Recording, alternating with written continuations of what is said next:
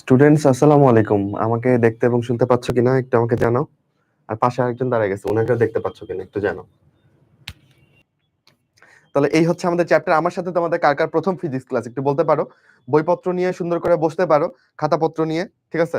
ভালো করে পড়ার জন্য। এবং ওই যে বললাম যে যতটুকু পড়াবো সেখান থেকে কমন পড়বে। এবং ফিজিক্সের জন্য মেডিকেলের ক্ষেত্রে তোমাকে আসলে বুঝতে হবে যে কি পড়তে হবে আর কি বাদ দিতে হবে। তাহলে তোমার মেডিকেলের পড়াটা অনেক ইজি হয়ে যাবে। তাহলে আমরা প্রথমে চ্যাপ্টারটা মেডিকেল স্টাইলে পড়ছি।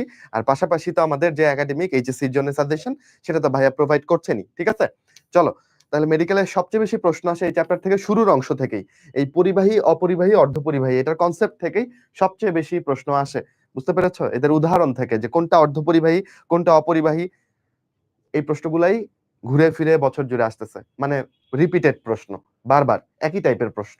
তাহলে কেউ যদি এটা ভুল করো এবং সে যদি চান্স না পাও, এটা দায়ভার কিন্তু আমার না। তাহলে একটু চলো আমরা দেখি। সুপরিবাহী বা পরিবাহী বলতে আমরা ধাতুগুলোকে বুঝি। সোনা, তামা, রূপা, অ্যালুমিনিয়াম সবাই খুব সুন্দর তড়িৎ পরিবাহী, তাই না? আচ্ছা, অপরিবাহী কারা? রাবার, সিরামিক, কাঁচ, কাঠ। চিন্তা করো একটু, তোমার পায়ে যদি রাবারের স্যান্ডেল পরা থাকে, হ্যাঁ, তুমি কিন্তু ওই চাইলেও দেখবা যে শক খাচ্ছ না। Don't try this at home or outside.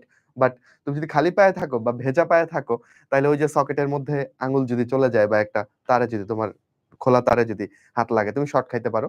But তোমার পায়ে রাবারের স্যান্ডেল থাকলে তুমি শর্ট খাবা না, কারণ রাবারের মধ্যে দিয়ে কারেন্ট ফ্লো হয় না। রাবারের স্যান্ডেল পরে থাকলে বর্তনী কমপ্লিট হবে না। যাই হোক, তাহলে এরকম রাবার, সিরামিক, কাঁচ, কাঠ এরা কি করে না?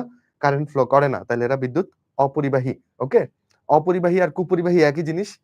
এই এখন আসো এই চ্যাপ্টারটা যাদের নিয়ে, সেমিকন্ডাক্টর বা অর্ধপরিবাহী। অর্ধপরিবাহী কারা?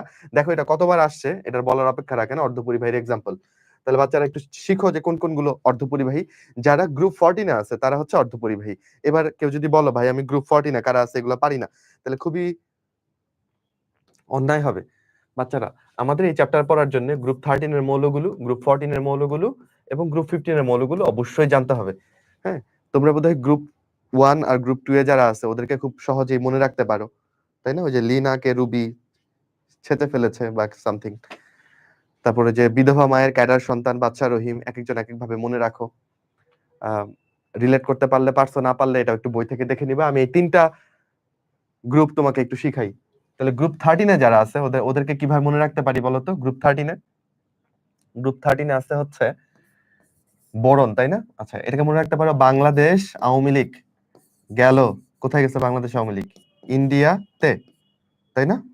বাংলাদেশ আওয়ামী লীগ গেল ইন্ডিয়াতে। তাহলে বি দিয়ে হচ্ছে, আচ্ছা আমি লিখি, বাংলাদেশ আওয়ামী লীগ, আওয়ামী লীগ গেল ইন্ডিয়াতে। এটা আমাদের একটু পরেই কাজে লাগবে।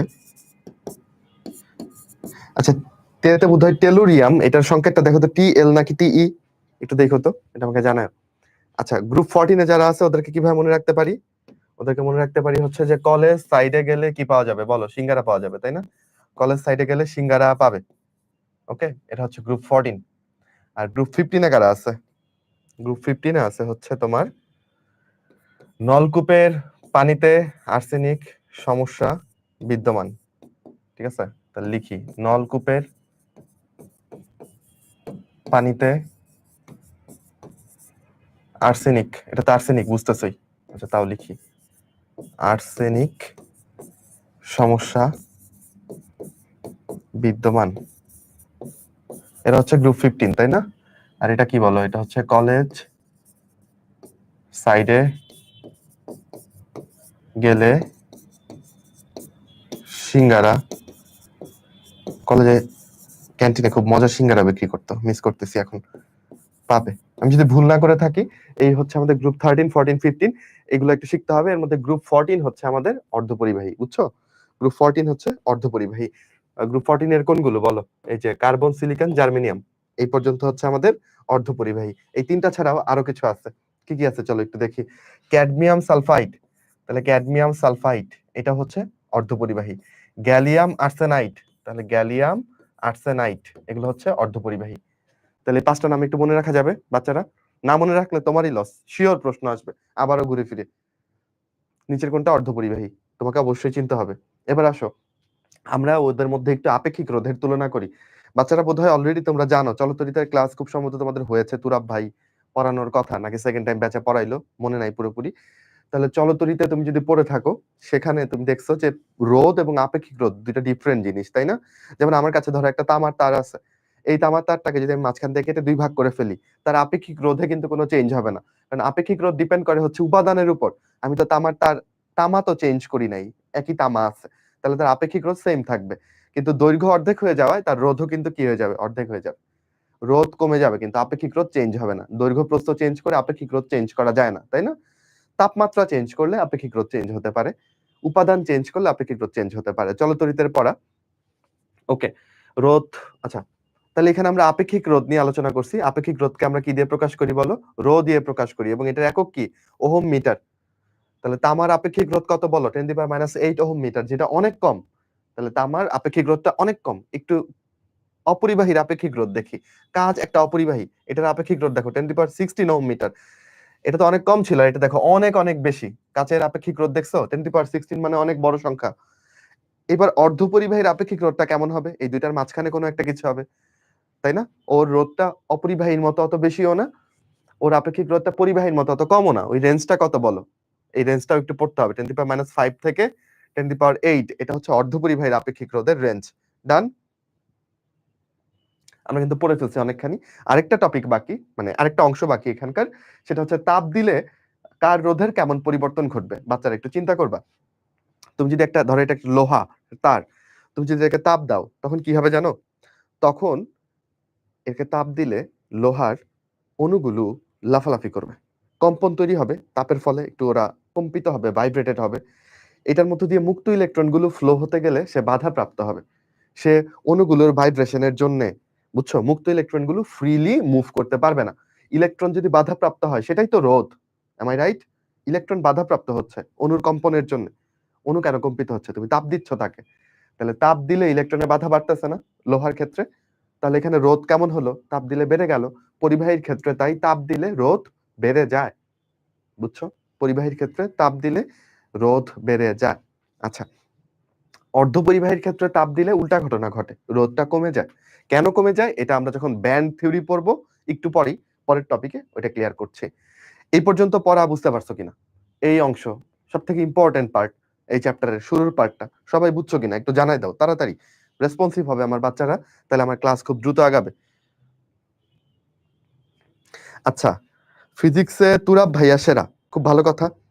কিন্তু তুরাব বুয়েটে চান্স পাইছে, আমি ডেফিনেটলি বুয়েটে চান্স পাইনি। তবে আমি ফিজিক্স পড়াই হচ্ছে 9 বছর ধরে। এই চ্যাপ্টারটা আমি যখন অফলাইন কোচিং এ পড়াইতাম, আমি ঠিক কয় বছর পড়াইছি হিসাব নাই। বুঝতে পেরেছো? তুরাব ভাইকে জিজ্ঞেস করো, তুরাব ভাই যখন ক্লাস নেয় তোমাদের, ভাইয়া কিন্তু রিজি ভাইয়ের ক্লাসটা করে তারপর ক্লাস নেন। ভাইয়ের কনসেপ্ট অবশ্যই ভালো আমার থেকে। তোমাদের অন্তর ভাই, তুরাব ভাই অবশ্যই ফিজিক্সে অনেক ভালো পারেন আমার থেকে ডেফিনেটলি। আমি যখন কোনো প্রবলেম বা কোনো অঙ্ক নিয়ে আমার সমস্যা হয়, আমি ওদেরকে ফরওয়ার্ড করি, এটা সলভ করে দেয়। কারণ ওদের সলভিং পাওয়ার আমার থেকে বেটার, ওদের ফিজিক্সের কনসেপচুয়ালি আমার থেকে বেটার। বাট মেডিকেলের ফিজিক্সের জন্য যদি আরটিডিএস টিচার প্যানেলে তুমি কাউকে একজনকে পিক করতে হয়, আমি তোমাকে বলবো তুমি রিজু ভাইকে পিক করো। কারণ রিজু ভাই আরটিডিএস টিচার প্যানেলের মধ্যে সবচেয়ে বেশি ফিজিক্স ক্লাস নিচ্ছেন, বুঝছো? আচ্ছা, কারণ আমি আগে যে অফলাইন কোচিং এ পড়াতাম, সেখানে আমি ফিজিক্স টিচার হিসেবে পড়াতাম। তো সারা বাংলাদেশ ঘুরে ঘুরে আমি ফিজিক্স ক্লাস নিতাম, কেমন বয়েজ এন্ড গার্লস। তাহলে তোমরা নির্দ্বিধায় রিজু ভাইয়ের ক্লাস করতে পারো, ঠিক আছে? আচ্ছা, ওকে, কোথায় আছি বলো? এবং আমি টার্গেট নিয়ে ফিজিক্স পড়াইতাম। এখন তো আমাদের ফিজিক্সে যেহেতু রাহাত ভাইয়া, তুরাব ভাইয়া পড়াচ্ছেন, আমি আগে যখন মেডিকেল কোর্সগুলো রান করতাম, তখন অনলাইনেই, তখন সম্পূর্ণ ফিজিক্স আমাকে পড়াইতে হইতো। এবং আমি তখন সবসময় মোটিভেটেড থাকতাম এই একটা টার্গেট নিয়ে যে ফিজিক্সে আমার 20টায় 20টা কমন ফেলাইতে হবে। প্রত্যেক বছর সবাই সব প্রশ্ন দেখে, আমি যখন ওই বছর প্রশ্নটা যখন হাতে পাই, তখন আমি মিলাই যে ফিজিক্সের সবকিছু আমার এখান থেকে কমন পড়ছে কিনা। এবং এই যে কনফিডেন্স এর সাথে তোমাদের বলতে পারি যে যা পড়াবো সেখান থেকে কমন পড়বে। এটা আসলে আমার ভেতরে দিনেকে দিন, বছরকে বছর পরে গ্রো করছে। এইজন্য বলতে পারি। এটা কোনো ফাঁকা বলি না, বুঝছো? বয়স তো অনেক হলো। ওকে বাচ্চারা, তাইলে আমরা আগাই, হ্যাঁ? তোমরা মন খারাপ করো না। ওকে। কোথায় আছি বলো? তাহলে তাপমাত্রার ব্যাপারটা আমি তোমাকে বললাম। এই অংশটা তোমরা বুঝছো কিনা এটা জানানোর কথা ছিল। কেউ জানাইছো কিনা জানি না। ওকে, চলো আগাই। আচ্ছা, আমরা এখানে আজকে যেটা নিয়ে পড়বো সেটা হচ্ছে অর্ধপরিবাহী, তাই না? সেমিকন্ডাক্টর।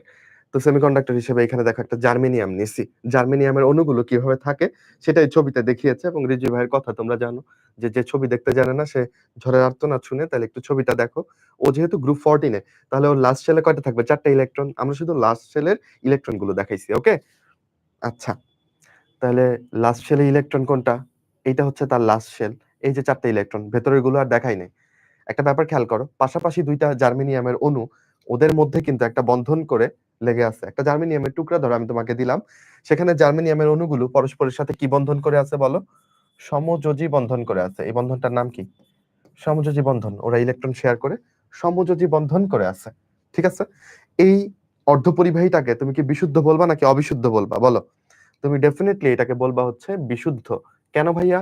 এখানে জার্মেনিয়াম ছাড়া আর কিছু নাই তো, সবই দেখো জার্মেনিয়াম, তাহলে এটা বিশুদ্ধ সেমিকন্ডাক্টর। ওকে, আচ্ছা, দেন আসো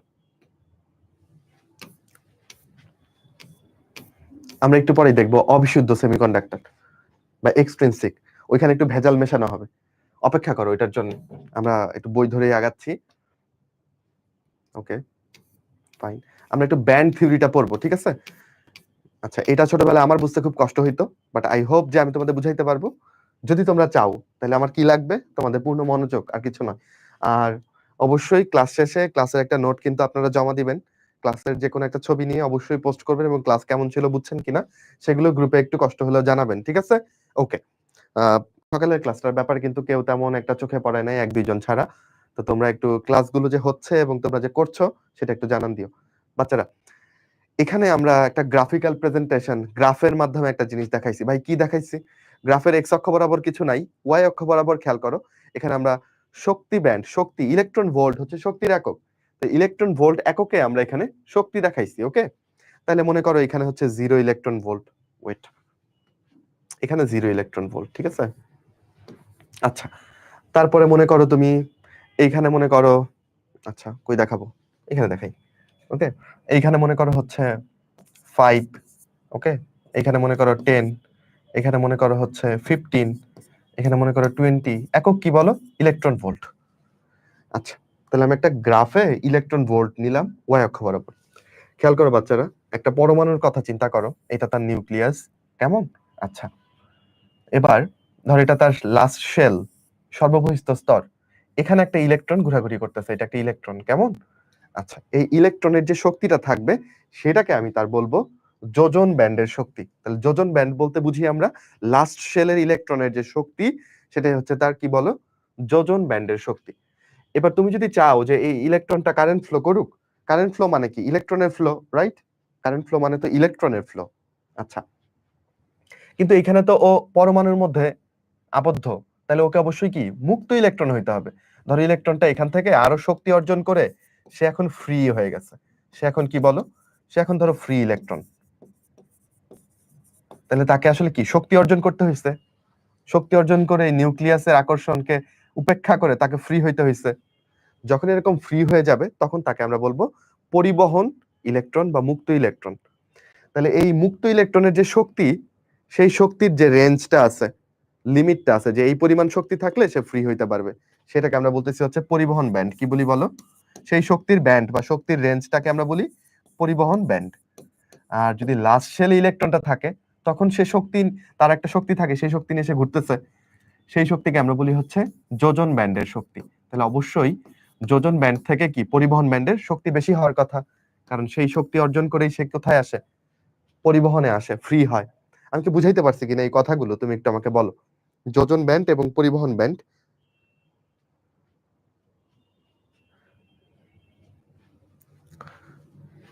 এইটা কি তোমরা বুঝতে পারছো কিনা?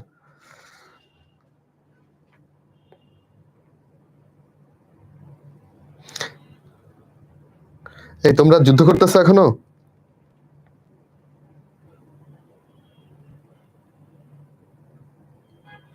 যুদ্ধ না করে একটু জানাও। আচ্ছা, আবার একটু বলেন। ওকে, ফাইন, আমরা এখনো টপিক শেষ করি নাই, আমরা জাস্ট টপিকের মাঝখানে আছি। আমি তোমাকে দুইটা শব্দ বুঝাতে চাচ্ছি। একটা শব্দ হচ্ছে যোজন ব্যান্ড, একটা হচ্ছে ইলেকট্রন, একটা হচ্ছে পরিবহন ব্যান্ড।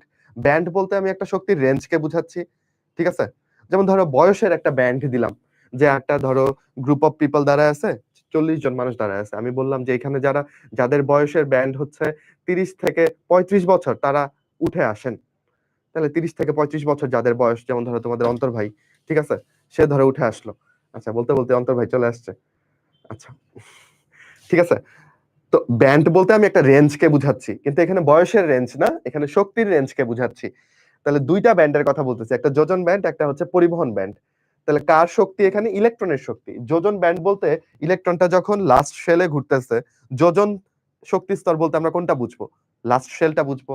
লাস্ট শেলে যখন ইলেকট্রনটা ঘুরতেছে, তখন তার যে শক্তিটা থাকবে, শক্তির যে রেঞ্জ, যে এত থেকে এত পরিমাণ শক্তি তখন তার থাকতে পারে, এটাকে আমি বলতেছি যোজন ব্যান্ড। ওই শক্তির রেঞ্জটাকে, ওই বয়সের রেঞ্জ ছিল 30 থেকে 35, শক্তির রেঞ্জ মনে করো আমি দিলাম তোমার যোজন ব্যান্ডের শক্তির রেঞ্জ মনে করো কত, ধরো 5 মেগা ইলেকট্রন, 5 ইলেকট্রন ভোল্ট, এটা হচ্ছে যোজন ব্যান্ডের শক্তি।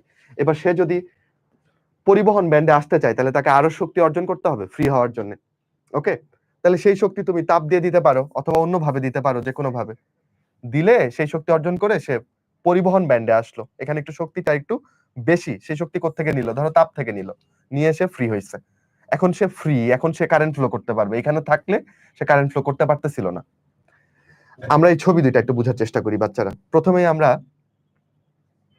অন্তরকের ক্ষেত্রে বোঝার চেষ্টা করি। অন্তরকের যোজন ব্যান্ডে যে ইলেকট্রন থাকে, তার শক্তি মনে করো 5 ইলেকট্রন ভোল্ট, ঠিক আছে।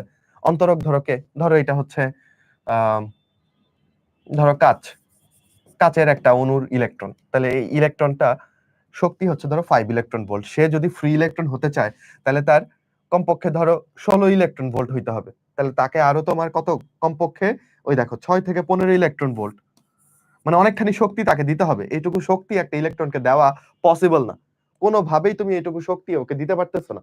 ফলে সেও আর কি ফ্রি হতে পারছে না। ফ্রি ইলেকট্রন না হলে কি সে কোনোভাবে কারেন্ট ফ্লো করতে পারবে? পারবে না। তাহলে অন্তরকের ক্ষেত্রে যোজন ব্যান্ড এবং পরিবহন ব্যান্ডের মধ্যে অনেকখানি একটা গ্যাপ আছে। এই গ্যাপটাকে আমরা বলতেছি নিষিদ্ধ ব্যান্ড। 6 থেকে 15 ইলেকট্রন ভোল্টের শক্তির একটা গ্যাপ আছে। এই শক্তিটুকু একটা ইলেকট্রনকে দেওয়া সম্ভব না। একটা ইলেকট্রন এতখানি শক্তি পেয়ে তারপর পরিবহন ব্যান্ডে যাবে, বাস্তবে এটা কখনোই হয় না। একটু অর্ধপরিবাহীর দিকে তাকাও। অর্ধপরিবাহীর ক্ষেত্রে যোজন ব্যান্ডে মনে করো একটা ইলেকট্রন আছে, তার শক্তি এখানে। পরিবহন ব্যান্ডে যাইতে হইলে তাকে মোটামুটি মনে করো 1 ইলেকট্রন ভোল্টের মতো শক্তি দরকার। তাহলে তুমি তাপের মাধ্যমে তাকে 1 ইলেকট্রন ভোল্ট শক্তি দিলা, সেই শক্তি ইলেকট্রনটা পাইলো, পেয়ে সে যোজন ব্যান্ড থেকে বের হয়ে কি হয়ে গেল? ফ্রি হয়ে গেল। ফ্রি হয়ে গেলে সে এখন কারেন্ট ফ্লো করতে পারবে। বুঝতেছো? ওই শক্তিটুকু পাইলে ইলেকট্রনটা কোথায় চলে আসবে? তার শক্তির রেঞ্জটা উপরে চলে আসবে, সে পরিবহন ব্যান্ডে চলে আসবে। ব্যান্ড বলতে আমরা শক্তির রেঞ্জকে বুঝাচ্ছি। আমি কি বুঝাইতে পারছি তোমাকে? এই জন্যই ভাইয়া বলছিল অর্ধপরিবাহীতে তাপ দিলে তার রোধ কমে। তুমি নিজেই তো দেখতে পাচ্ছ, অর্ধপরিবাহীতে তুমি যদি তাপ দাও, তাহলে যোজন ব্যান্ডের ইলেকট্রনটা সেই তাপ থেকে শক্তি নিয়ে সে কোথায় চলে আসতে পারে? পরিবহন ব্যান্ডে চলে আসতে পারে। এবং পরিবহন ব্যান্ডে আসলে সে তড়িৎ পরিবহন করবে, মানে রোধ কমে যাবে। পরিবহন বেশি হলে তো রোধ কমবেই, তাই না? তাহলে অর্ধপরিবাহীতে তাপ দিলে রোধ কমে। কেন কমে? এই উত্তর হচ্ছে এখানে লুকায়। কে কে বুঝছো ব্যাপারটা একটু আমাকে বলো।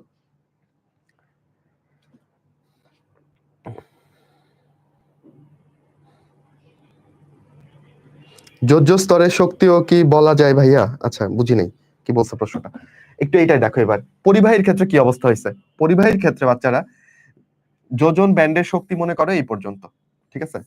এখন পরিবাহীর ক্ষেত্রে পরিবহন ব্যান্ডে থাকতে হলে তার যে শক্তি দরকার, সেটা যোজন ব্যান্ডের ভেতরে ঢুকে গেছে। তার মানে কি, এখানে এক্সট্রা করে যোজন ব্যান্ড থেকে পরিবহন ব্যান্ডে নেওয়ার জন্য আর কোনো এক্সট্রা শক্তির দরকার নাই। যেই শক্তি নিয়ে একটা ইলেকট্রন যোজন ব্যান্ডে ঘুরতেছে, পরিবাহীর ক্ষেত্রে ওই শক্তি নিয়ে সে ফ্রি হয়ে কারেন্ট ফ্লো করতে পারে। যেমন এই যে আবারও বলি, এটা যদি একটা লোহার খন্ড হয়, আর তুমি যদি ভাবো যে ভাইয়া লোহার সবগুলো ইলেকট্রন ওর নিউক্লিয়াসকে কেন্দ্র করে ঘুরতেছে, তাহলে তুমি ভুল। এই লোহার খন্ডের যোজ্যতা মানে শেষ শক্তি স্তরের সব ইলেকট্রন গুলা মোটামুটি ফ্রি হয়ে, বুঝছো, ছড়ায় আছে পুরো দ্বন্দ্ব জুড়ে। সব ইলেকট্রন এভাবে নিউক্লিয়াসকে কেন্দ্র করে ঘুরতেছে না। কারণ লোহার ক্ষেত্রে, লোহা যেহেতু একটা পরিবাহী, তার যোজন ব্যান্ডের ইলেকট্রন চাইলেই কোথায় চলে আসতে পারে? পরিবহন ব্যান্ডে চলে আসতে পারে। কারণ দুইটার মধ্যে কি নাই? শক্তির কোনো পার্থক্য নাই। যোজন ব্যান্ডেই তার শক্তি অনেক বেশি থাকে, সেই শক্তি দিয়ে সে পরিবহন ব্যান্ডে কাজ করতে পারে। তাকে আর এক্সট্রা করে কোনো শক্তি দিতে হয় না। তাহলে এখানে একটা ওভারল্যাপিং হয়ে যায়, পরিবহন ব্যান্ড আর যোজন ব্যান্ডের মধ্যে দেখো একটা ওভারল্যাপিং হয়ে গেছে। মানে এই পরিমাণ শক্তি যদি থাকে, ধরো এখানে আমি ধরলাম কত ইলেকট্রন ভোল্ট, মনে করো এটা 10 ইলেকট্রন ভোল্ট শক্তি যদি যোজন পরিবাহীর ক্ষেত্রে থাকে, 10 ইলেকট্রন ভোল্ট শক্তি একটা ইলেকট্রনের, তাহলে সে চাইলে পরিবহন ব্যান্ডেও থাকতে পারবে, সে চাইলে যোজন ব্যান্ডেও থাকতে পারবে, তার ইচ্ছা। আমি বুঝাইতে পারছি? তাহলে এখানে প্রশ্ন কিভাবে আসতে পারে? প্রশ্ন আসতে পারে যে একটা ব্যান্ড থিওরির ক্ষেত্রে পরিবাহীর ক্ষেত্রে ওভারল্যাপিং ঘটে কার কার? তোমাকে বলতে হবে যে যোজন ব্যান্ডের উপরের স্তর এবং পরিবহন ব্যান্ডের নিচের স্তরের মধ্যে ওভারল্যাপিং ঘটে। কেউ যদি বলে যে যোজন ব্যান্ডের নিচের স্তর এবং পরিবহন ব্যান্ডের উপরের স্তরের মধ্যে ওভারল্যাপিং হয়েছে, তাহলে কি হবে? যোজন ব্যান্ডের শক্তি তো সবসময় পরিবহনের থেকে কম, কিন্তু এইখানে একটা অংশ মিলে গেছে। ওভারল্যাপিংটা হয়েছে কি যোজন ব্যান্ডের উপরের অংশের সাথে পরিবহন ব্যান্ডের নিচের অংশের ওভারল্যাপিং হয়েছে।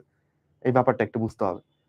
তাহলে সামারি করব, আমি সামারিতে যাব, কিন্তু কে কে বুঝছো অলরেডি একটু আমারে বলো।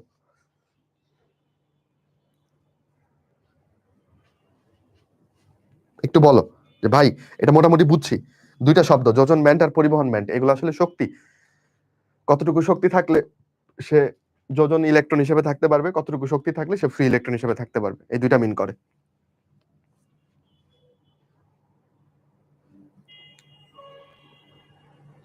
আচ্ছা, অনেকেই বুঝতে পারছো, খুবই ভালো।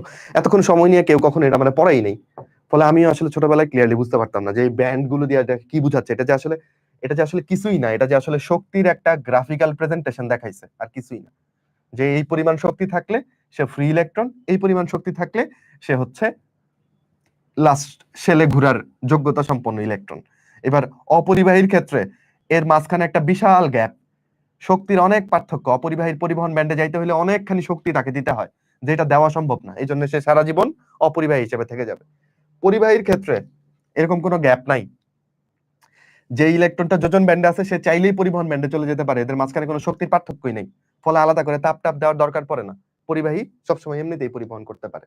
অর্ধ পরিবাহীর ক্ষেত্রে হালকা একটু তাপ দিলে পরিবহন ক্ষমতা বাড়ে, রোধ কমে। কেন? কারণ এই যে শক্তির যে পার্থক্য আছে, নিষিদ্ধ ব্যান্ড, এই নিষিদ্ধ ব্যান্ডে কোনো ইলেকট্রন থাকতে পারে না। এটার পরিমাণ কত? ওই 1.1 ইলেকট্রন ভোল্টের থেকে কম।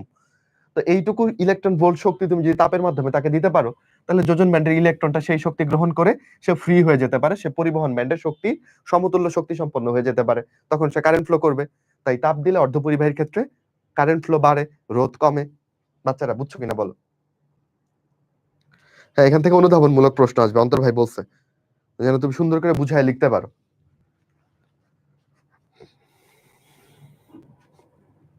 একটু বলো, আমি এই টপিকটা তোমার বুঝাইতে পারছি কিনা, ব্যান্ডের ব্যাপারগুলো উল্টাপাল্টা করবা কিনা। ওকে, অনেক সময় চলে গেল এটা বুঝাইতেই, 3-4 বার একই কথা বললাম, তাও যদি তোমরা বুঝতে পারো খুবই ভালো। এবার একটা ব্যাপার খেয়াল করো, এই তথ্যটা তোমার লাগবে। এই নিষিদ্ধ ব্যান্ডে এখানে কোনো ইলেকট্রন থাকতে পারে না। তুমি বলবা ভাই কেন? আচ্ছা ধরো আমি তোমাকে বললাম যে একটা টাওয়ার, ঠিক আছে, তুমি ধরো মাটিতে থাকতে পারো আর ওই টাওয়ারের টপে থাকতে পারো, ঠিক আছে। হয় তোমাকে মানে ধরো একটা লিফটের একটাই বাটন আছে, ওই বাটন দিয়ে টাওয়ারের ছাদে তোমাকে তুলে দিবে। আমি যদি তোমারে বলি তুমি মাঝখানে অবস্থান করো, তাহলে তুমি করতে পারবা? লিফট তো আর মাঝখানে কখনোই থামবে না, মাঝখানে অবস্থান করা সম্ভব না। তুমি যদি ওই লিফটে যদি বাটনে চাপ দাও, তাহলে তুমি উপরেই চলে যাবা, মাঝখানে থামার সুযোগ নাই। একইভাবে একটা ইলেকট্রন তুমি যদি মনে করো যে তাকে আমি অল্প অল্প শক্তি দিব, সে একটু একটু করে যোজন ব্যান্ড থেকে বের হয়ে আসবে, হ্যাঁ, মাঝামাঝি একটা স্টেটে থাকবে, তারপর সে ধীরে ধীরে ফ্রি ইলেকট্রন হবে, এরকম কোনো কিছু সম্ভব না। কিস্তিতে তাপ দেওয়া সম্ভব না, ঠিক আছে, যে কিস্তিতে তাপ দিয়ে দিয়ে তাকে একটু একটু করে শক্তি দিলাম, আস্তে আস্তে তার শক্তিটা বাড়াইলাম, আস্তে আস্তে সে পরিবহন ব্যান্ডে গেল, এরকম সম্ভব না। যোজন ব্যান্ডের একটা ইলেকট্রনকে একবারে তোমার পুরাটা শক্তি দিতে হবে, তাইলে সে যদি জাম্প করে পরিবহন ব্যান্ডে যায়। বুঝছো? তো নিষিদ্ধ ব্যান্ডে কেউ অবস্থান করতে পারবে না, যে এর মাঝামাঝি একটা শক্তি নিয়ে একটা ইলেকট্রন অবস্থান করতেছে। অন্তরকের ক্ষেত্রে এটা সম্ভব না, বুঝছো? বা অর্ধপরিবাহীর ক্ষেত্রে মাঝখানে একটা শক্তি নিয়ে একটা ইলেকট্রন অবস্থান করতেছে, এটা সম্ভব না। হয় সে যোজন ব্যান্ডের শক্তি নিয়ে থাকবে, নয়তো সবটুকু শক্তি একবারে পেয়ে সে পরিবহন ব্যান্ডে যাবে, মাঝখানে থাকার কোনো সুযোগ নেই। ওকে বাচ্চারা? আচ্ছা, এই এই যে শক্তির পার্থক্য অর্ধপরিবাহীতে 1.1 ইলেকট্রন ভোল্ট, এটা কার ক্ষেত্রে? এটা হচ্ছে সিলিকনের ক্ষেত্রে। কার ক্ষেত্রে বলো? সিলিকনের ক্ষেত্রে। আর জার্মেনিয়ামের ক্ষেত্রে এটা কত? জার্মেনিয়ামের ক্ষেত্রে এটা হচ্ছে 0.7। কিভাবে মনে রাখা যায়? বাচ্চারা দেখো, এই সিলিকন লিখতে গেলে SI লিখতেছো না, এই I থেকেই তুমি 1 মনে করে ফেলবা। তাহলে সিলিকনের ক্ষেত্রে নিষিদ্ধ ব্যান্ডের শক্তির পার্থক্য কত? 1.1 ইলেকট্রন ভোল্ট। তাহলে আরেকটা সংখ্যা এমনিই মনে থাকবে, জার্মেনিয়ামের ক্ষেত্রে 0.7। এই চ্যাপ্টারের সবই একটা সিলিকনের জন্য একটা জার্মেনিয়ামের জন্য এভাবে আগাইছে। ওকে, আমরা অনেকখানি পড়ে ফেলছি, এবার তুমি রিডিং পড়বা। রিডিং পড়ে দেখবা যে তুমি সবই বুঝতে পারছো, আশা রাখা যায়। কারণ ভাই এই রিডিং এর পড়াগুলোই মুখে বললো এতক্ষণ। আচ্ছা, আমরা আগাই। এবার আসো আমরা ফাইনালি সেমিকন্ডাক্টর কনসেপ্টে আসি। ইন্ট্রিনসিক আর এক্সট্রিনসিক সেমিকন্ডাক্টর, অলরেডি তোমরা ইন্ট্রিনসিক সেমিকন্ডাক্টর দেখে ফেলেছো। ইন্ট্রিনসিক এর বাংলা হচ্ছে বিশুদ্ধ। তাহলে জার্মেনিয়ামের বিশুদ্ধ ক্যালাস আমি তোমাকে শুরুতেই দেখাইছি, ওইটাই হচ্ছে ইন্ট্রিনসিক সেমিকন্ডাক্টর। এবার আমি ওকে অবিশুদ্ধ করব, আমি ওর মধ্যে ভেজাল মিশাবো, আমি ওকে ডোপিং করব। ওকে, আচ্ছা, তাহলে ডোপিং করলে সে হয়ে যাবে এক্সট্রিনসিক বা অবিশুদ্ধ। অবিশুদ্ধ দুইটা টাইপ আছে, কেমন? অবিশুদ্ধ সেমিকন্ডাক্টরের দুইটা টাইপ আছে, একটা হচ্ছে পি টাইপ, ওকে, একটা হচ্ছে কি বলো, এন টাইপ। পি মানে পজিটিভ টাইপ, এন মানে নেগেটিভ টাইপ। এবার একটা সত্য কথা স্বীকার করতে কোনো সমস্যা নেই, আমি আমার কলেজ জীবনে এটা বুঝতে মানে বুঝতাম, একবার স্যার যখন পড়াইতো তখন বুঝতাম, পরে আবার গুলাই ফেলতাম। শুরুর দিকে আমার মনে আছে এই চ্যাপ্টার পড়ার সময়, শেষ দিকে গিয়ে ভালো মতন বুঝতে পারছি, কিন্তু পড়ার পরে ভালো মতনে কাজ না চর্চা না করার দরুন আমি কনসেপ্ট গুলো হারিয়ে ফেলতাম। তোমরা এটা করতে দিও না, হতে দিও না। তাহলে পি টাইপ এন টাইপ যারা বুঝো না, একটু মনোযোগ দাও, আমি খুব সুন্দর করে বুঝিয়ে দিতে পারবো, ঠিক আছে? আর যারা বুঝো তাহলে তো খুবই ভালো। তাহলে আমরা ছবিতে চলে যাই, পি টাইপ এন টাইপের। দেখো এখানে একটা ছবি দেখো, আমি অর্ধপরিবাহী হিসেবে ধরো এই পাশে নিচে হচ্ছে জার্মেনিয়ামকে, এই পাশে নিচে হচ্ছে সিলিকনকে, দুইটা আলাদা ছবি। ওকে, তা আমি কি করলাম, আমি জার্মেনিয়ামের মধ্যে একটু করে ভেজাল মিশাইলাম, ভেজাল মানে হচ্ছে ডোপ। তাহলে আমি এখানে ডোপিং করলাম, ঠিক আছে? সিলিকনকে ডোপিং করলাম কি দিয়ে? অ্যালুমিনিয়াম দিয়ে। আর আলহামদুলিল্লাহ, আর্সেনিক, জার্মেনিয়ামকে ডোপিং করলাম কি দিয়ে? আর্সেনিক দিয়ে। খেয়াল করো, আর্সেনিক হচ্ছে গ্রুপ 15 এর মৌল, রাইট? তাহলে ওর লাস্ট শেলে কয়টা ইলেকট্রন? একটা, দুইটা, তিনটা, চারটা, পাঁচটা। গ্রুপ 15 হয়, লাস্ট শেলে কয়টা ইলেকট্রন? পাঁচটা ইলেকট্রন। জার্মেনিয়ামের সাথে চারটা ইলেকট্রন সমযোজী বন্ধনে অংশগ্রহণ করছে। বাচ্চারা একবারে বুঝবা, মনোযোগ দিয়ে থাকো, বুঝে যাবা, শিওর বুঝে যাবা। জার্মেনিয়ামের সাথে চারটা ইলেকট্রন সমযোজী বন্ধনে অংশগ্রহণ করছে, খুব ভালো কথা। কিন্তু এই একটা ইলেকট্রন অন্য কোনো জার্মেনিয়ামকে খুঁজে পাচ্ছে না, তাই না? কারণ জার্মেনিয়ামের তো চারটা ইলেকট্রন, এটা ধরো এই পাশের আরেকটা আর্সেনিকের সাথে এইটা বন্ড করে আছে, এটা এই পাশের আরেকটা আর্সেনিকের সাথে বন্ড করে আছে, ফলে এইটা হচ্ছে একটা মুক্ত ইলেকট্রন, ফ্রি ইলেকট্রন হিসেবে থেকে যাবে। যখনই সে একটা মুক্ত ইলেকট্রন, তখনই সে কিসে হেল্প করবে বলো? সে তড়িৎ পরিবহন করবে না? এই ইলেকট্রনটা দিয়ে কি হবে বলো? তড়িৎ পরিবহন হবে। আচ্ছা, এবার একটু বলো তো, এখানে তড়িৎ পরিবহন কি দিয়ে হচ্ছে? ইলেকট্রন দিয়ে হচ্ছে না? ইলেকট্রনের টাইপ কি? ইলেকট্রন নেগেটিভ টাইপ না? তাই এই জন্য এটাকে বলতেছি এন টাইপ অর্ধপরিবাহী। আচ্ছা, অপোজিট টু দ্যাট, এখানে খেয়াল করো, অ্যালুমিনিয়ামের লাস্ট শেলে কয়টা ইলেকট্রন থাকে? তিনটা, যেহেতু গ্রুপ 13 এর সে। সিলিকনের তো লাস্ট শেলে চারটা থাকবে, খুব ভালো কথা। সিলিকনের সাথে সে সমযোজী বন্ধন করছে, দেখো তিনটার সাথে করতে পারছে। এই সিলিকনের সাথে একটা বন্ধন হচ্ছে, কিন্তু এখানে তো কিছু নাই, এখানে কোনো ইলেকট্রন সে দিতে পারে নাই। এই জায়গাটায় একটা খালি জায়গা পড়ে আছে, এটাকে আমরা বলতেছি হোল। হোলের আসলে কোনো চার্জ নাই, কিন্তু এটা আপেক্ষিকভাবে আমি ধনাত্মক ধরে নিতে পারি। এখানে থাকার কথা ছিল একটা ইলেকট্রনের, সে তো আর এখন এখানে নাই, না থাকার দরুন এটাকে আমি কি বলছি? পজিটিভ। কিন্তু আসলে এটা পজিটিভ না, আসলে ওর কোনো পজিটিভ চার্জ নাই, বুঝছো? আপেক্ষিক ভাবে আর কি পজিটিভ ধরে নিচ্ছি। ওকে, মানে নেগেটিভ থাকতে পারতো, নাই যেহেতু এটা পজিটিভ। ওকে, তাহলে বলো তো এখানে কি তৈরি হলো? এখানে কোনো ফ্রি ইলেকট্রন তৈরি হয়েছে না, এখানে একটা হোল তৈরি হয়েছে। এখন ইলেকট্রনের স্বভাব কি জানো? ওর নিজের ঘর নষ্ট হয়ে যায়, কেউ কেউ আছে এরকম, হ্যাঁ? যেমন ওই যে আজকে সকালেই তোমাদের রক্ত দেওয়ার ক্ষেত্রে বললাম, অনেকে আছে অনেক অনেক আবেগী, যে আমার নিজের শরীরে রক্ত নাই, তাতে কি, আমি রক্ত ডোনেট করব। তাহলে ধরো এই পাশের কোন একটা ইলেকট্রন, ঠিক আছে, সে কি করলো? সে নিজের ঘর ছেড়ে এসে এই হোলে এসে বসলো। ওকে, আচ্ছা, তাহলে ওর জায়গাটা যে ছেড়ে আসলো, এখানে একটা হোল হয়ে গেল না আবার? বলো, এই হোলকে পূরণ করার জন্য মনে করো আরেকটা ইলেকট্রন এসে এই হোলের মধ্যে বসলো, বুঝবা কিন্তু সিনেমাটা সুন্দর করে বুঝিও। তাহলে ওর জায়গাটাতে এখন হোল হয়ে গেল না? বলো, এই হোল পূরণ করার জন্য অন্য আরেকটা জায়গার ইলেকট্রন এসে এখানে বসলো, তাহলে তার জায়গায় আবার হোল হয়ে গেল না? তাহলে ইলেকট্রন গুলো নিজের ঘর ছেড়ে আরেকটা হোলকে পূরণ করতে যায় এবং এই ঘটনাটা ঘটে। এখন তোমার কাছে, তুমি যদি আসলে ধরো এটা তো আর চর্মচক্ষুতে দেখতে পাবা না, বাট যদি দেখতে পাইতা, তাহলে তোমার কাছে কেমন মনে হইতো জিনিসটা জানো? দাঁড়াও তোমাকে দেখাই।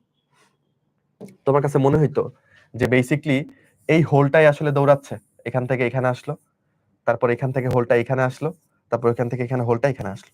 আসলে প্রবাহ কিন্তু ইলেকট্রনের হচ্ছে, বাট অ্যাপারেন্টলি এটাকে দেখতে মনে হবে যে হোলটাই দৌড়াচ্ছে, যে হোলটা এখান থেকে এখানে আসলো, এখান থেকে এখানে আসলো। আসলে কেন এখানে আসলো? কারণ এখান থেকে ইলেকট্রনটা ওখানে গেছে বলেই এখানে একটা হোল তৈরি হয়েছে, তাই না? তাহলে এখানে আসলে তড়িৎ পরিবহনটা কি দিয়ে হচ্ছে? ওই হোল দিয়ে হচ্ছে, এরকমটাই মনে হবে। হোল তো কোনো চার্জ নাই আমরা জানি, স্টিল এটা আপেক্ষিকভাবে পজিটিভ, তাই এটাকে বলতেছি পি টাইপ অর্ধপরিবাহী। বুঝছো কেন এটাকে পি টাইপ বলতেছি? তাহলে আমাদের এন টাইপের তড়িৎ পরিবহন হবে কি দিয়ে? ইলেকট্রন দিয়ে। পি টাইপের তড়িৎ পরিবহন হবে কি দিয়ে? হোল দিয়ে। হোল কি পজিটিভ? না। আপেক্ষিকভাবে পজিটিভ। ওকে, এবার বাচ্চারা তোমরা আমাকে বলবা, আমি একটা লাইন বলবো, বলো সত্য বলছি না মিথ্যা বলছি। আমি যদি বলি যে পি টাইপ বা এন টাইপ পরিবাহী অচার্জিত, সত্য না মিথ্যা? পি টাইপ বা এন টাইপ অর্ধপরিবাহী অচার্জিত বা চার্জহীন, অচার্জিত, সত্য নাকি মিথ্যা বলো? এই চ্যাপ্টার আগে কোনোদিন পড়ি নাই, আচ্ছা আলহামদুলিল্লাহ, পড়ো বুঝতে পারবা।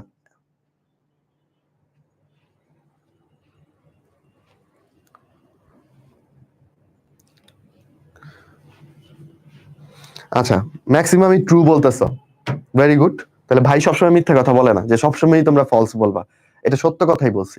তোমার মনে হইতে পারে আরে ভাই এখানে আপনি বলছেন ইলেকট্রন দিয়ে চার্জ তড়িৎ পরিবহন হচ্ছে, এখানে বলতেছেন হোল দিয়ে তড়িৎ পরিবহন হচ্ছে, তাহলে এটাকে অচার্জিত কেন বলতেছেন? বাচ্চারা সিম্পলি চিন্তা করো, কখন একটা জিনিস চার্জিত হয়?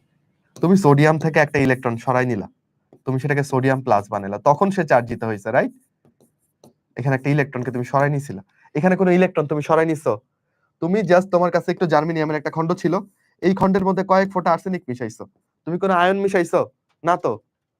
তুমি কোনো ধনাত্মক ঋণাত্মক চার্জ মিশাইছো? তুমি জাস্ট দুইটা জিনিসকে মিশাইছো, জার্মেনিয়াম আর আর্সেনিককে মিশাইছো, দুইটা মৌলকে মিশাইছো, এখানে কোনো চার্জ তো তুমি মিশাও নাই। তাহলে ওরা আসলে ওদের নিট চার্জ কত হবে? নিট চার্জ জিরোই হবে, ওরা আসলে অচার্জিত। বুঝছো? নামে আছে এন টাইপ, শুনে মনে হয় আরে এটা তো নেগেটিভলি চার্জড বোধ হয়, না না না, এগুলো কিন্তু অনুধাবনমূলক প্রশ্ন আসবে, বুঝছো? ওরা হচ্ছে অচার্জিত, ওদের কিন্তু চার্জ নাই, ওদের জাস্ট আর্সেনিকটা দিছে, একটা ইলেকট্রন এক্সট্রা হইছে, বাট এই ইলেকট্রন কি বাইরে থেকে আসছে, অন্য কোনো কারো কাছ থেকে আর্সেনিক গ্রহণ করছে? এটা তো আর্সেনিকের নিজের ইলেকট্রন, এটার জন্য তো প্রোটন আছে আর্সেনিকের ভেতরে, তাহলে তো আসলে চার্জিত হয় নাই। বলো কে কে বুঝছো? এই একটু বলো এই পর্যন্ত যা যা পড়াইলাম এগুলো তোমরা বুঝছো কিনা, এই টপিকটা বুঝছো কিনা, পি টাইপ আর এন টাইপের ব্যাপারটা, এই যে ছবি থেকে যেটুকু পড়ালাম সেটুকু তোমরা বুঝতে পেরেছো কিনা?